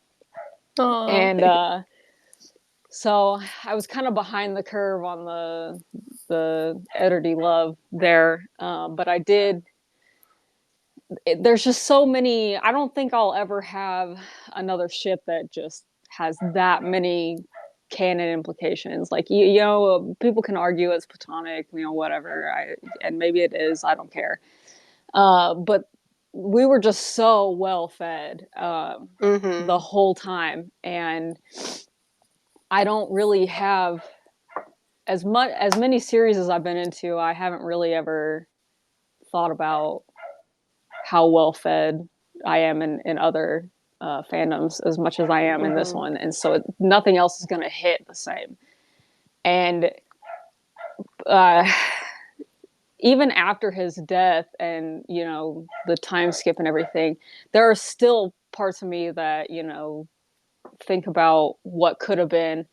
And after, uh, after the series is over and, you know, Levi lives, Mm-hmm. I always kind of wonder if he knew what they would get at the end, which is explore the world, basically. Right. If he wonders if letting Erwin live, if that suffering might have been worth it, if Erwin could have seen the world. Um, Mm-hmm. and it makes me cry just thinking about it. So, Yeah. you know, but Yeah, so even though the series is over, we have a lot of time now to like think about it and yeah, make fix about it, and yeah. yeah. And I mean, Yeah, we're so that's still getting so much merch. Oh my God, so yeah. much And freaking can I merch. just can I just add here that like one of my most miserable moments in the manga was chapter 91 when we jumped to Marley. And I granted I love the Marley arc now, love the characters, but I Mm-hmm. thought Erwin was over. And I that's did the one too. that is the biggest shock to me. Like I Yeah. remember a fandom friend of mine who was not an Eruri saying, "Don't worry, you know, this story's not Levi's story isn't over until or Right. Erwin's story isn't over until Levi's is over." And I didn't believe her at the time. I wasn't that optimistic. But I was oh my pessimistic God, too. we like Erwin is more of a character now than he was during the female Titan arc. Like he's been more of a His character Mm-hmm. whole dead. yeah, his whole presence is just so important, and people, I think a lot of people forget that, or they don't take people like us seriously because we're shippers. But you know, the impact he has on Hanji and on Armin and on Levi, those three characters in particular really kept him Mm-hmm. alive the And they all whole have very time. different perceptions of Yeah, him too, like in their exactly. They memories. all got Yeah. something very different from Erwin. And you know, I think Hanji just has this huge respect for him. And Right. once Hanji's in that role, they're like, how the hell did you do this? You know, how Mm-hmm. did you do this for so long? I don't know. You know, especially since Erwin was blind. You know, Erwin had to be commander blind, and Yeah. Hanji already had all the information. You know, going into being commander, and Mm-hmm. uh, although Hanji had a very difficult time, you know, playing the politics and stuff. But Yeah. again, that was something that Erwin was really good at. And so when people say that Erwin didn't wouldn't have been able to fight people against people, I'm like, he literally did that. Yeah. We saw There him was a do whole arc that. around Yeah, it it. was a whole arc. He single-handedly brought down the government, so it would have been really cool to see what he would have been able to do with his entire Yeah. force behind him. But you know, and Levi Definitely. still remembers him fondly, and remembers the last time he ever really looked into Erwin's eyes and in that crate Mm-hmm. scene, and Isayama just loved to shove that crate in our face. I cannot go anywhere and see a crate and look at it normally anymore. Yeah. Me too. Me too. um, Well, and I see. Oh, go ahead. sorry, and then you have Armin, who just has this really idealistic version of Erwin, and just this Mm-hmm. really powerful version of him that he just can't reach and like look up to. And as much shit as I give Armin, I really did, after my anger subsided, I really did hope he succeeded in Erwin's Mm-hmm. place, because I didn't want Erwin to have died for nothing. But I mean, at Definitely. the end of the day, Erwin did really die for nothing, and I just kind of feel like he was the product of a shonen anime. You know, the older character has to die in order to give the Yeah. younger And character the Isayama has said as much too, that yeah. like in order to, have the main characters be in charge, I guess, he had to figure out a way to get all the adults out of the way. Yeah, I was just really hoping that he would kind of exhibit a lot of Erwin's traits and take a lot of inspiration from him, which he did try. I mean, we saw Armin think about him several Mm-hmm. times, but he still couldn't quite embrace Erwin Yeah. in that kind of way. But I think Levi I think it was really nice that Levi remembered Erwin in the most fondest way of all of them, Yeah, and remembered him definitely. at his lowest and at his most human. I Mm-hmm. think is how I, and so that, it's really hard and it Yeah. sucks. Yeah. Well, I have Lost queued up here. Lost, did you want to add anything? Hi there, can you hear me okay? Yeah, I can hear you. Hey, well, thanks for the fabulous conversation. It's been so interesting Oh, listening to you the yeah. last hour and a half, and I have to say I got quite teary listening to you talking about chapter 84. But I think the thing that's always sort of really interested me in Erwin and Levi's relationship is that it's just a really believable adult relationship. And I think probably most of you know I'm one of the older fans in the fandom. I'm actually hundreds of Yeah. days older than Mom Taku. Hundreds of days. Hundreds, which she reminds everyone on a regular basis. And I came for the ship. I didn't come for the manga or the anime first. I came, Oh, I that's saw it interesting. and thought my partner watched the series, and I was like, kind of, it's all right, And then I watched No Regrets and thought, that's all right too. But there's something there. There's something there. So it was very much the ship that got me into the show. And the reason for that was because of the way the relationship was written. And I don't know, was it you or was it Mom Taku that said that it's a very aspirational relationship? And I think it was that believability of these aren't kids. These are grown men who have a shared Yeah. history together, and you can see how their relationship has developed, and you can see the basis for that relationship. And I think that's what really hooked me into it. It was that believability and the complexity of that relationship. And I absolutely agree with what you were saying about their role in the story, about how they have this joint role in the story. And I think whether you ship them or whether you don't, it's impossible to ignore the fact that they have this dual role in the story. They were put in the story to act with each other, and they have that role in terms of plot dynamics, and you can't ignore that. And I've been quite critical about some of Isayama's writing in the past in terms of plot and pacing. Yeah, he has this real love of mystery boxes, which quite often backfire on him, and time skips, convoluted plot devices, which can be quite annoying. But he has a real gift for writing character and a real gift for writing relationships. And I think that's why this series is so popular. And that's why some of these ships are so popular. Yeah, that's why I first got into it. It was just the characters were so, yeah. And it does frustrate me a bit when people sort of say, oh, it's not about romance, or it's not about this, it's about, something else. And it's, well, if you look at what's driving the story, it is these relationships. And whether it's, Eren and Mikasa's relationship, or Levi and Erwin's, or Zeke and Eren's relationship, it's these relationships that drive the story. And that's where the strength was. And I think, again, as Mom Taku said, these are some of my favorite characters, in literature anywhere. So that's why I'm here. So thanks for That's very sharing your lovely. thoughts. Thank you for sharing. Okay, I think maybe we should move on. So let's see. I hope you guys don't mind. I'm going to remove you as speakers, and then yeah. maybe we'll Thanks give some for other people some turn. letting Yeah, me thank you in. so much, you guys. Of course. Thanks very much. All right. Yep. Yeah. All right. Mom Taku, did you want to repeat the next topic that we started to talk about for the meta discussion? Well, I'm still waiting to find out if you think Levi ever went to Paradis to visit Erwin's grave. Right. Okay.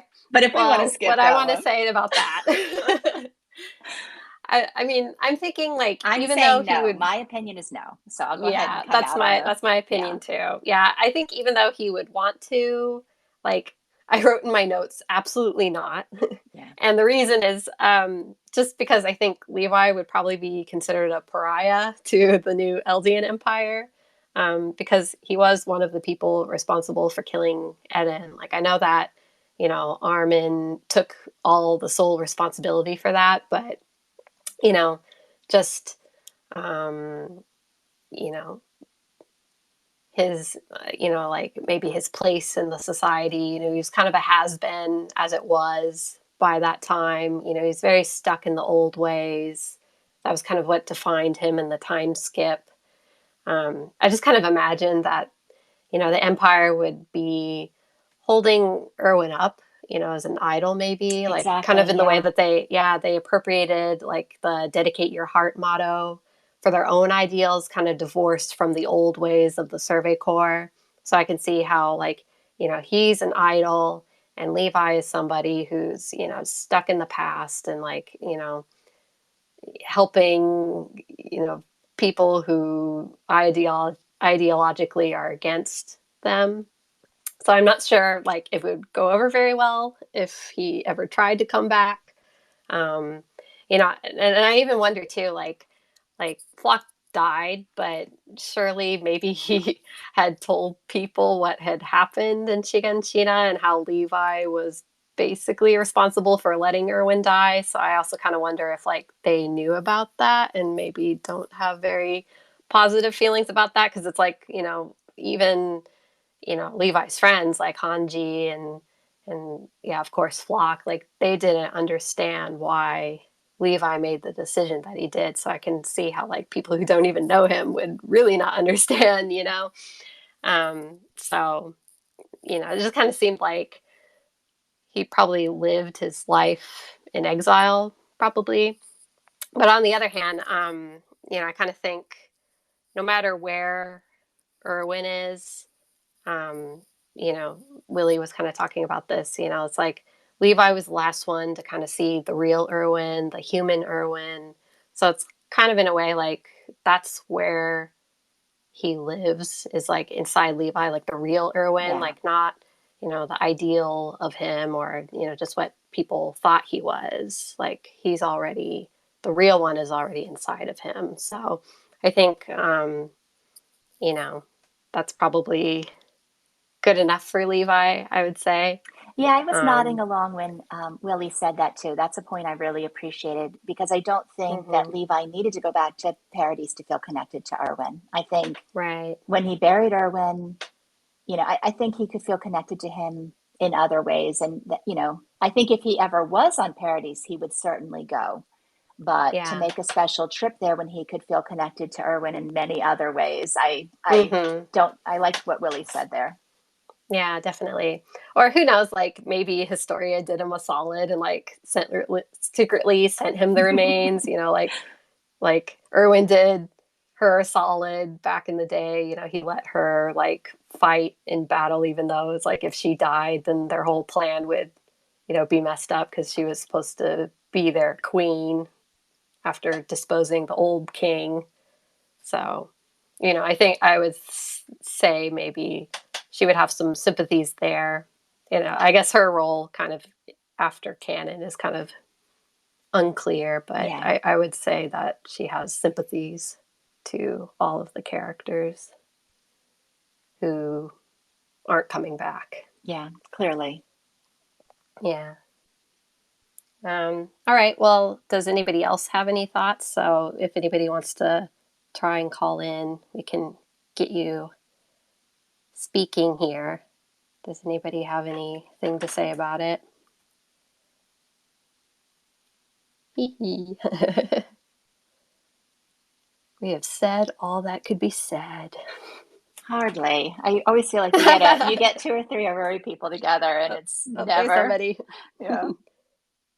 Hello. Oh, wait, it's still connecting. Oh, and Zora's talking. Okay.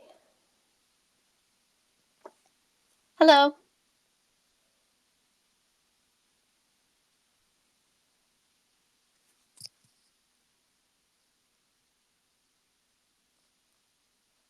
Let's see if we can figure it Bossy out Bees here. is muted. They need to Zora and Bossy Bees are both muted at the moment, so they need to unmute. Oh, sorry. I didn't Oh, it's hear okay. for a Hello. second. Okay, hello. So Hi. first, excuse me because English is not my first language, so I'm gonna Oh, that's... try to speak, but you know. Well, thank you for joining. Thank you. And I wanted to say about that, like, I I also don't think that he went back to Paradis because, with the war and a whole ocean, it's kind of hard. And also, it would be like nice seeing him, at the funeral and I don't know, picking up his body, all that stuff. But I think it would hurt him more. And also, since at the end, Levi saw him, doing the salute. I think that like it's my personal canon, but I think that maybe it just talk, just go to bed and talk because maybe he has a feeling that he is listening, just like everybody else was watching. Maybe he was still watching too.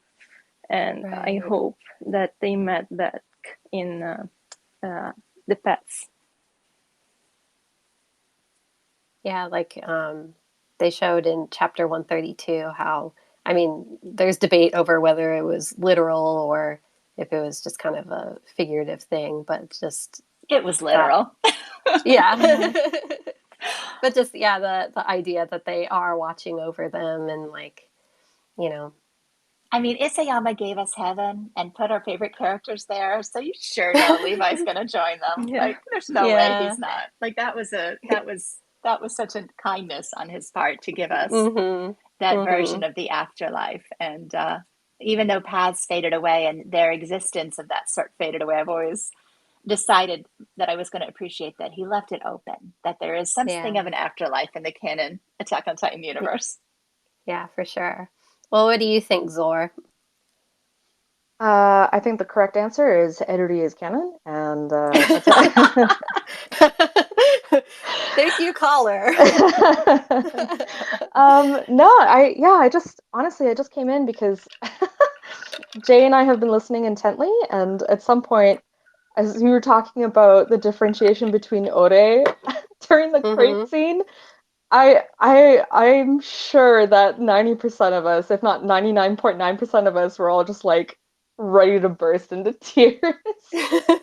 Like, oh my God, how could you talk about the small, soft sigh that he had as he was approaching the crate? Oh my God. He did. He sighed. He And Levi did. gasped. Yeah, he did. Oh, it was beautiful. It was lovely. Yeah, no, and the other reason I came in was just just to basically congratulate you on this radio show. It was really well done and super smooth, and I was entertained thank all you. through. Yeah. Yeah, I was actually pretty nervous, like I couldn't eat dinner. Oh no. I was like, oh, I don't know how this is gonna go. It seems like it's going okay so far. Yeah. Hopefully the next time that you do this, you can do it on a full stomach. Yeah, for sure. I'm drinking iced coffee. Well, there was a part in the middle, like I was starting to get kind of shaky because all I've been drinking is iced coffee, and I was like, oh no, I'm gonna like hyperventilate. Oh no. I know that feeling all too well. Yeah, I feel you. I made it. You did it. I made it through. This is a lot scarier than a podcast because the podcast I get to edit it. I get to edit out all my mistakes. You don't. This is nobody's live. listening in. Yeah, you absolutely, and it's being transcribed. And yeah, you. I knew you would be amazing at this, Emma. I had no doubts.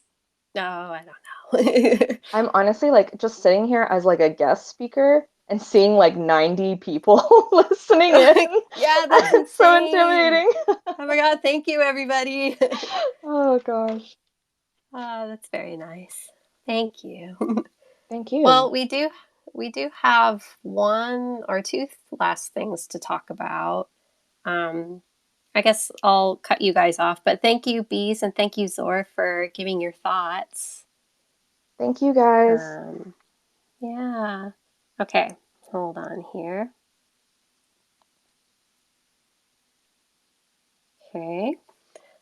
My computer is going to sleep, and that's not good. Okay. That's not good. Yeah.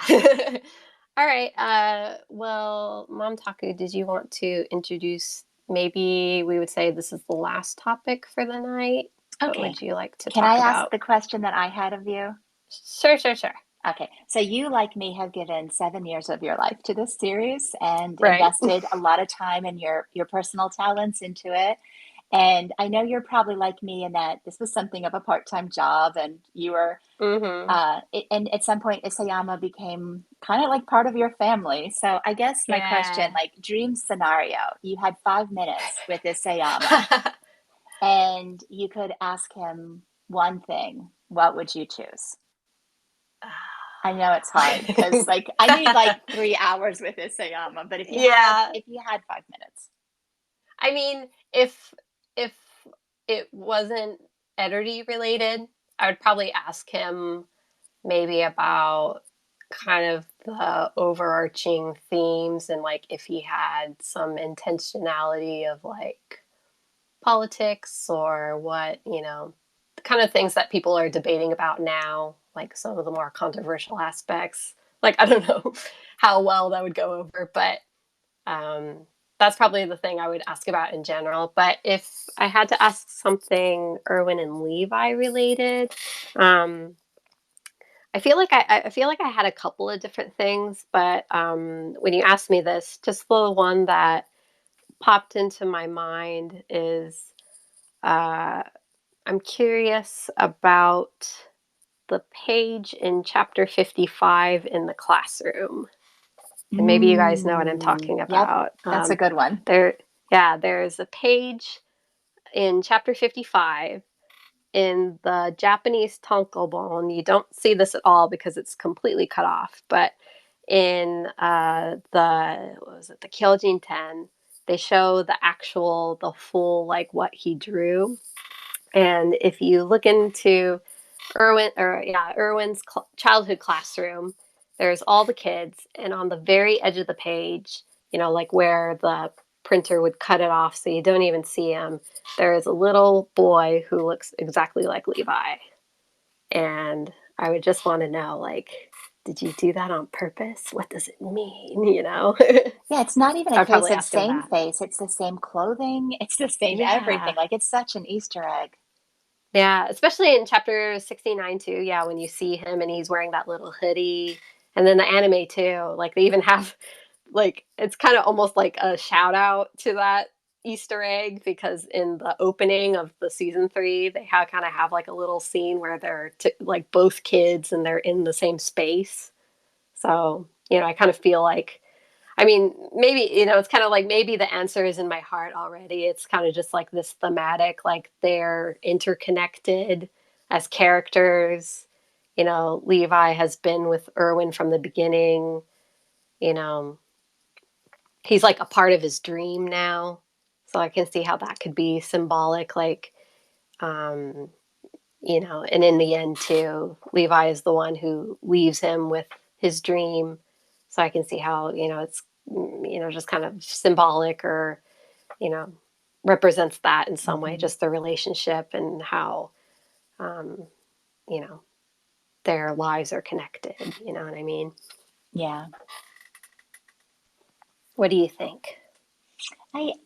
The one thing I've appreciated about Isayama as a mangaka is how generous he's been in the interviews. Like Mm-hmm. the manga has a lot of gaps, but I feel like he did such a good job of answering my questions in the interviews, even though a lot of times he said everything and nothing all at once. But Mm-hmm. like, I felt like as an author, he's somebody who felt like he wasn't getting his message across, so he wanted to spell it out. That's what it Right. felt like to me with a lot of the interviews that he's given, where he explained bits of the story that weren't even in the story.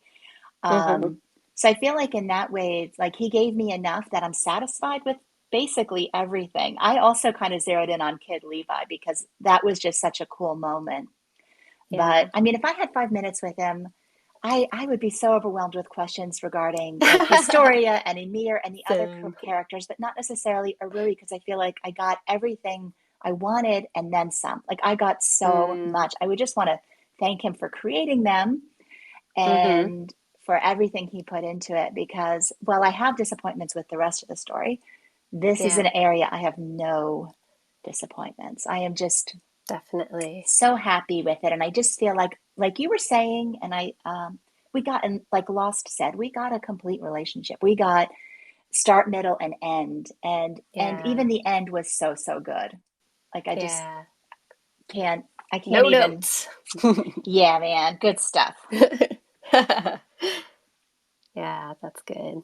Well, okay, so then if you wouldn't ask a Erwin or Levi related question, what would you ask? I guess I feel like I would want to know probably about Historia. I felt like that Uh-huh. was just the most poorly done portion. I would love for him just to release one more interview and talk Mm-hmm. about what he was thinking there. Like I feel like he let I mean, I hate to be critical of anybody, but I feel Mm-hmm. like he created such an incredible character.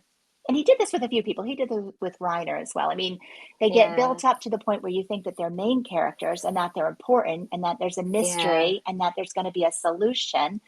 And Mm-hmm. then it falls flat. And that, I mean, his Yeah. story was a character that I just really loved. And I wanted that.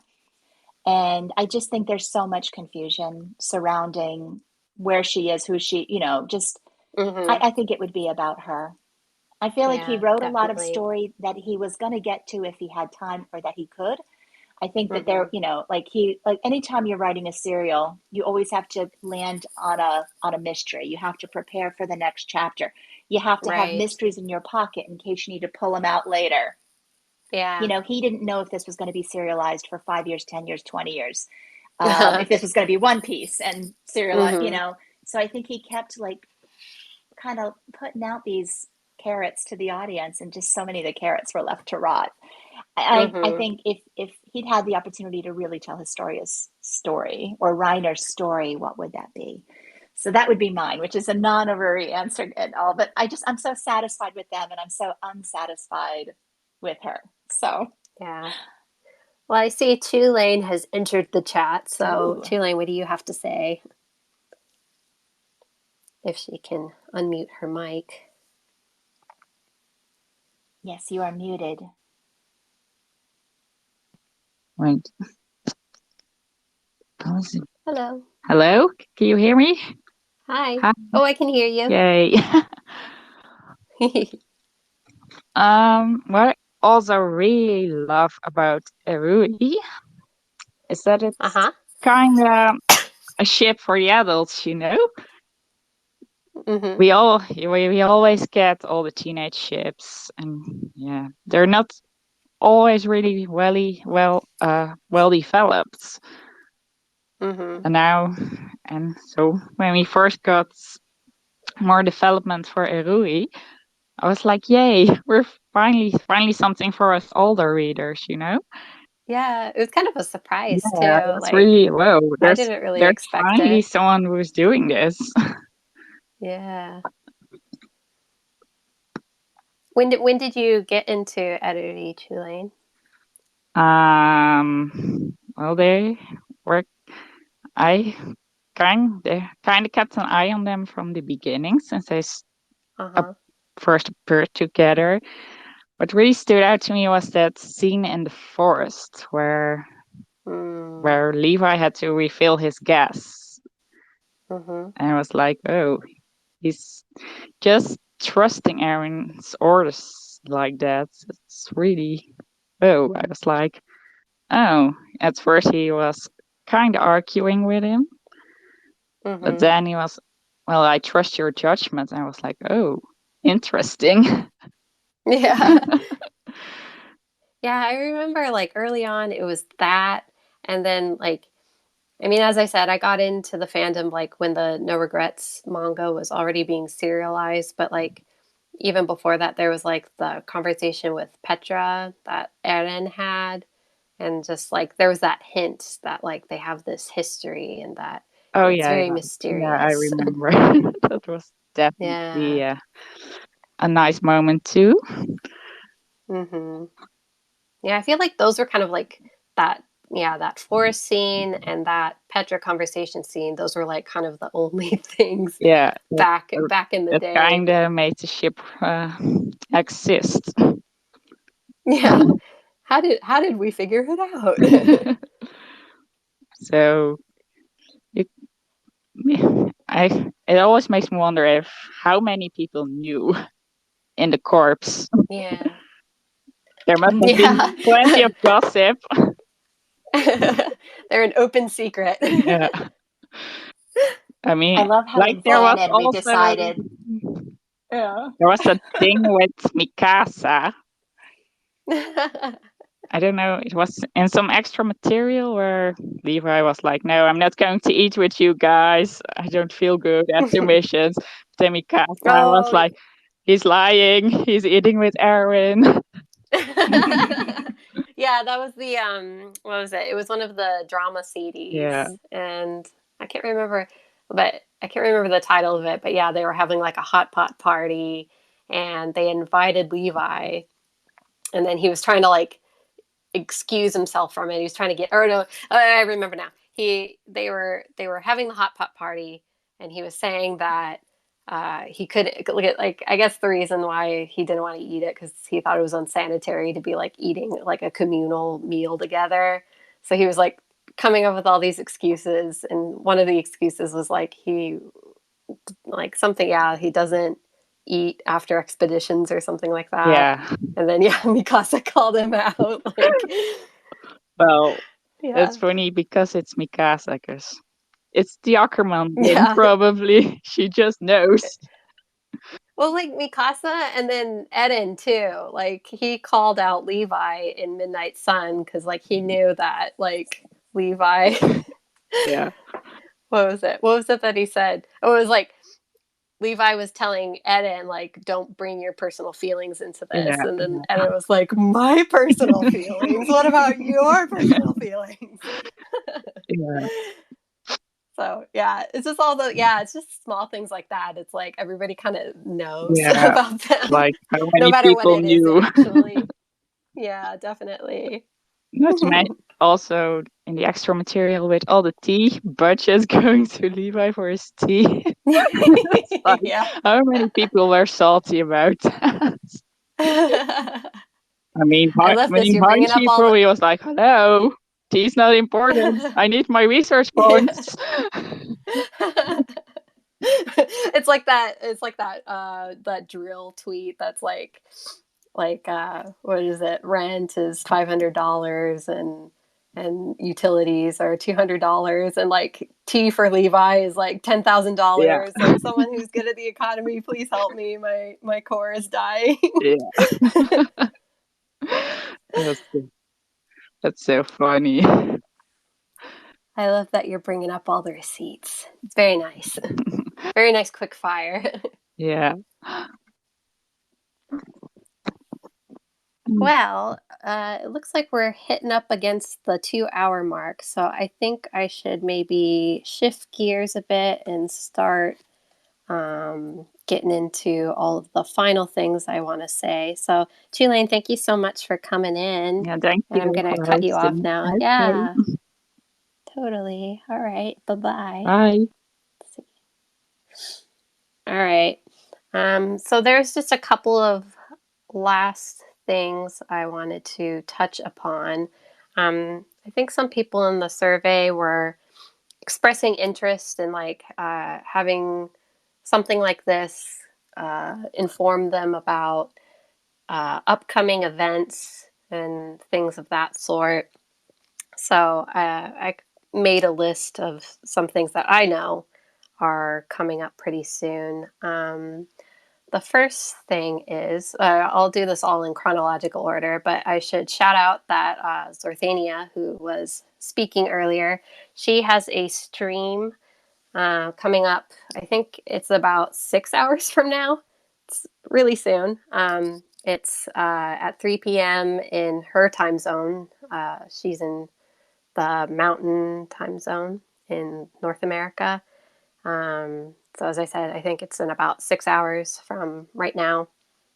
So if you go to her Twitch account, I believe it's also Zorthania, you can see us playing some games. I'm also going to be there. It's midnight here in Japan, but I'm going to take a nap and I will be up bright and early at 6 a.m. to join her. So be sure to check that out. And then some other things I know that are coming up. I know that Eruri Week 2021 is coming up soon. Those dates are November 15th until November 22nd, so that whole week. And if you go to the Twitter account Holiday Eruri, that's just all one word, you can go there for all of the prompts and all the full details and everything. So, excuse me, check that out. And one other thing I know that's coming up around the same, one thing that's coming up around the same time is also, I'm not exactly sure if English fandom is as familiar with this, but in Japanese fandom, we celebrate Eruri Manaka birthday. And that is the date in which it is exactly halfway between Erwin's birthday and Levi's birthday. And that date is November 19th. So a lot of people, they do kind of just fan art or, just something fun for that day, like happy Eruri Monica birthday. So if anybody wants to do something with that, I'm not really sure if there's hashtags for it. I'll have to look it up, but there is definitely a lot of activity around that time. And then maybe everybody knows Levi's birthday is coming up on December 25th.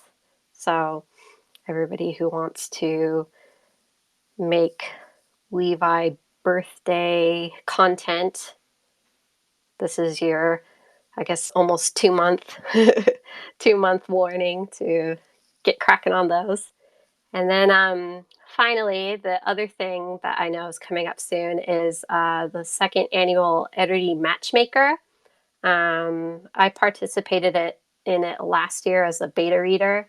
It's kind of like a Big Bang, I guess, but they match you up with a writer, an artist, a beta reader. Maybe that's all, but there can be more than one artist in the group. But and then that group will come up with some story, and the artist will do art for it, and the writer will write it up, and the beta reader will help edit it. So last year was really fun. I really enjoyed it. So if anybody wants to do that, I believe the signups for that start on January 1st, 2022. And the Twitter account for that is Eruri Connect with an underscore in between. So ERURI underscore Connect, CONNECT. So you can also see the full schedule. It's like signups, and then they have like a matchmaking period, and then they have a period where you work on your project together. And then I think last year was like around May or something when we finally shared all of our projects. So they give you a lot of time to come up with something. So definitely check that out. Oh, and one more thing. So today, maybe a lot of you saw that we got the Levi Sanrio collab picture. So I'm assuming that tomorrow at 5 p.m. in Japan time, the Sanrio account is hopefully going to reveal the Erwin and Hello Kitty illustrations. So let's all be excited about that. Yay. Cannot wait. Yeah, I'm excited. You literally love to see it. So I guess that's about it for today. That's all I have. If I could jump in, there's another two other things that aren't necessarily Eruri events, but that are I wanted to mention the Eruri wedding zine. We have that to look forward to. That one's in production. Definitely. And also, do you know? Oh, go ahead. I'm sorry. Oh, I was going to ask, do you know, right? I guess Mean is in here, but I don't know if he wants to share when. Yeah, here. Let's see. Do you have any updates about the zine coming up?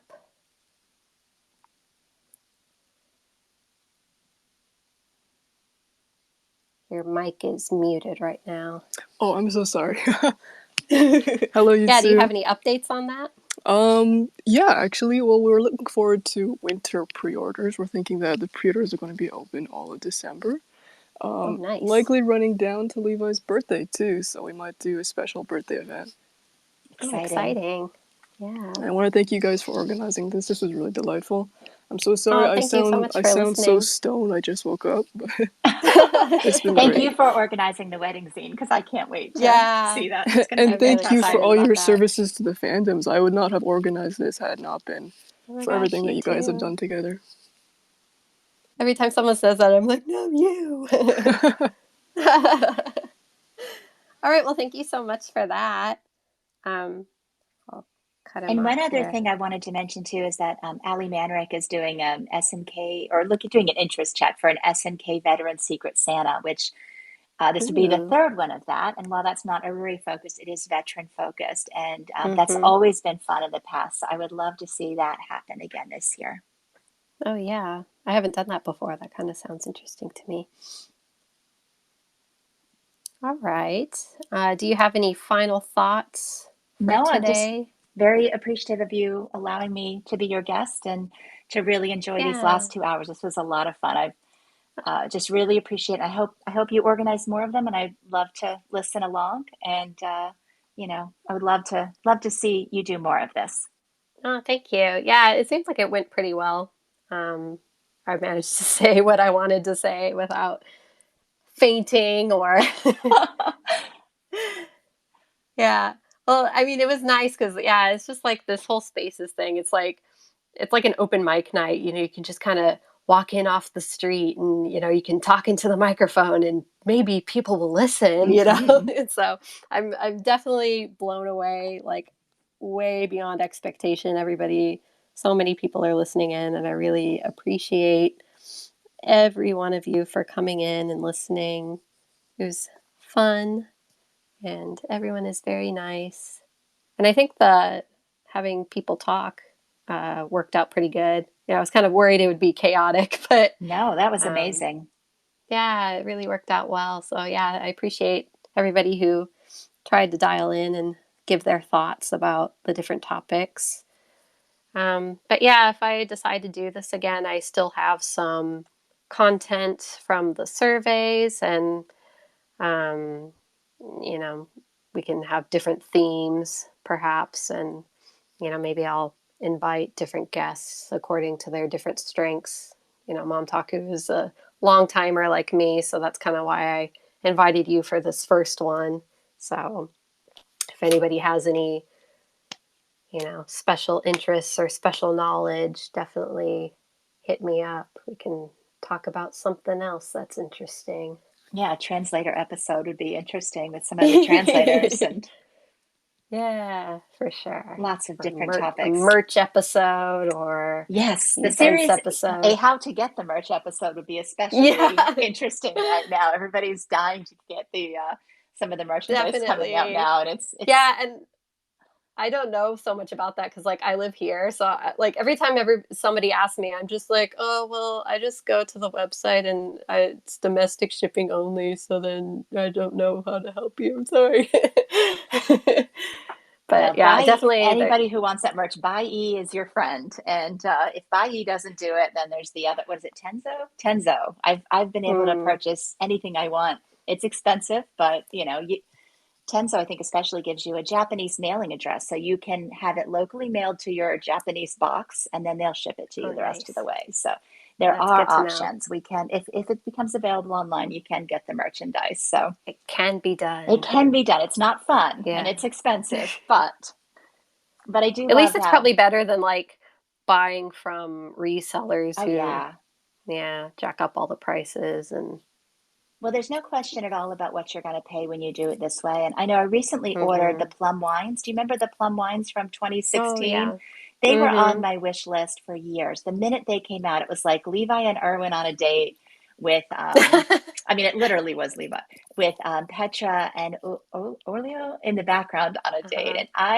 It became available recently on Buy, and it came to me Oh, quickly. It was nice. beautifully packaged. It was less than $100, which I know is a lot of money, but for something that I've Mm-hmm. wanted for 7 years, or yeah, seven Yeah, it's years, it worth was it. worth it. So, and I think Definitely. this Hello Kitty merch is going to be in Yeah. that camp as long as they don't run out. We will be Yeah. able to And get that. especially recently now, like it seems like the mailing situation is improving a little Yes. bit. Like at least they're able to ship to more countries again, and it's still kind of hit and miss depending on what country you're from, but definitely, um, people can start getting stuff again. So Yeah, I keep thinking the series is over, but it's not. We still have a whole anime. We yeah, have, I mean, there's so this, we're not going anywhere. The fandom's not going anywhere. So I think I that feel you like would I'm find, busier than oh ever, to be yeah, honest. you have many topics to cover with the upcoming anime and all of the exciting merch Totally. and Yeah, even the anime. yeah. Even after that's over, yeah, I still feel like I'm going to be around. This is a life commitment. I think my Yeah, it whole is, family has for settled sure. in on that. This is not just a part of my life. This is like, cradle to grave at this point. Right, right. It is what it is. Defines me. All Sadly, right. isn't that sad? It kind of does. Hey, everybody has a thing. I mean, I think about like, like people who have like PhDs in Mhm. like one person, they write about a philosopher or, some figure, some literature person or something like that. And like they write PhDs about one person and their body of work. And I figure like, if educated people can do that, then it's okay for me to be obsessed with Shingeki for my whole life. That's a great way to look at it. I'm going to adopt that myself. Like this is my hobby, and there's no shame. Like it's a I'm an great Isayama hobby. scholar now. Yes, the Shingekopedia. We are the Shingekopedia. You're the Yeah. Eruripedia. Yeah. All right. Well, I guess on that note, we'll leave it here. So, everybody, thank you again so much for listening. And thank you so much, Mom Taku, for co hosting with me. And thank you, everybody who called in to give their thoughts. And if I do this again, I'll be updating you on Twitter, on my Twitter account. I am Emika50 on Twitter. You probably already know that because you're listening to me and you can see my handle. And that's it for tonight. So thank you, everybody. Have a good day. Bye. Bye.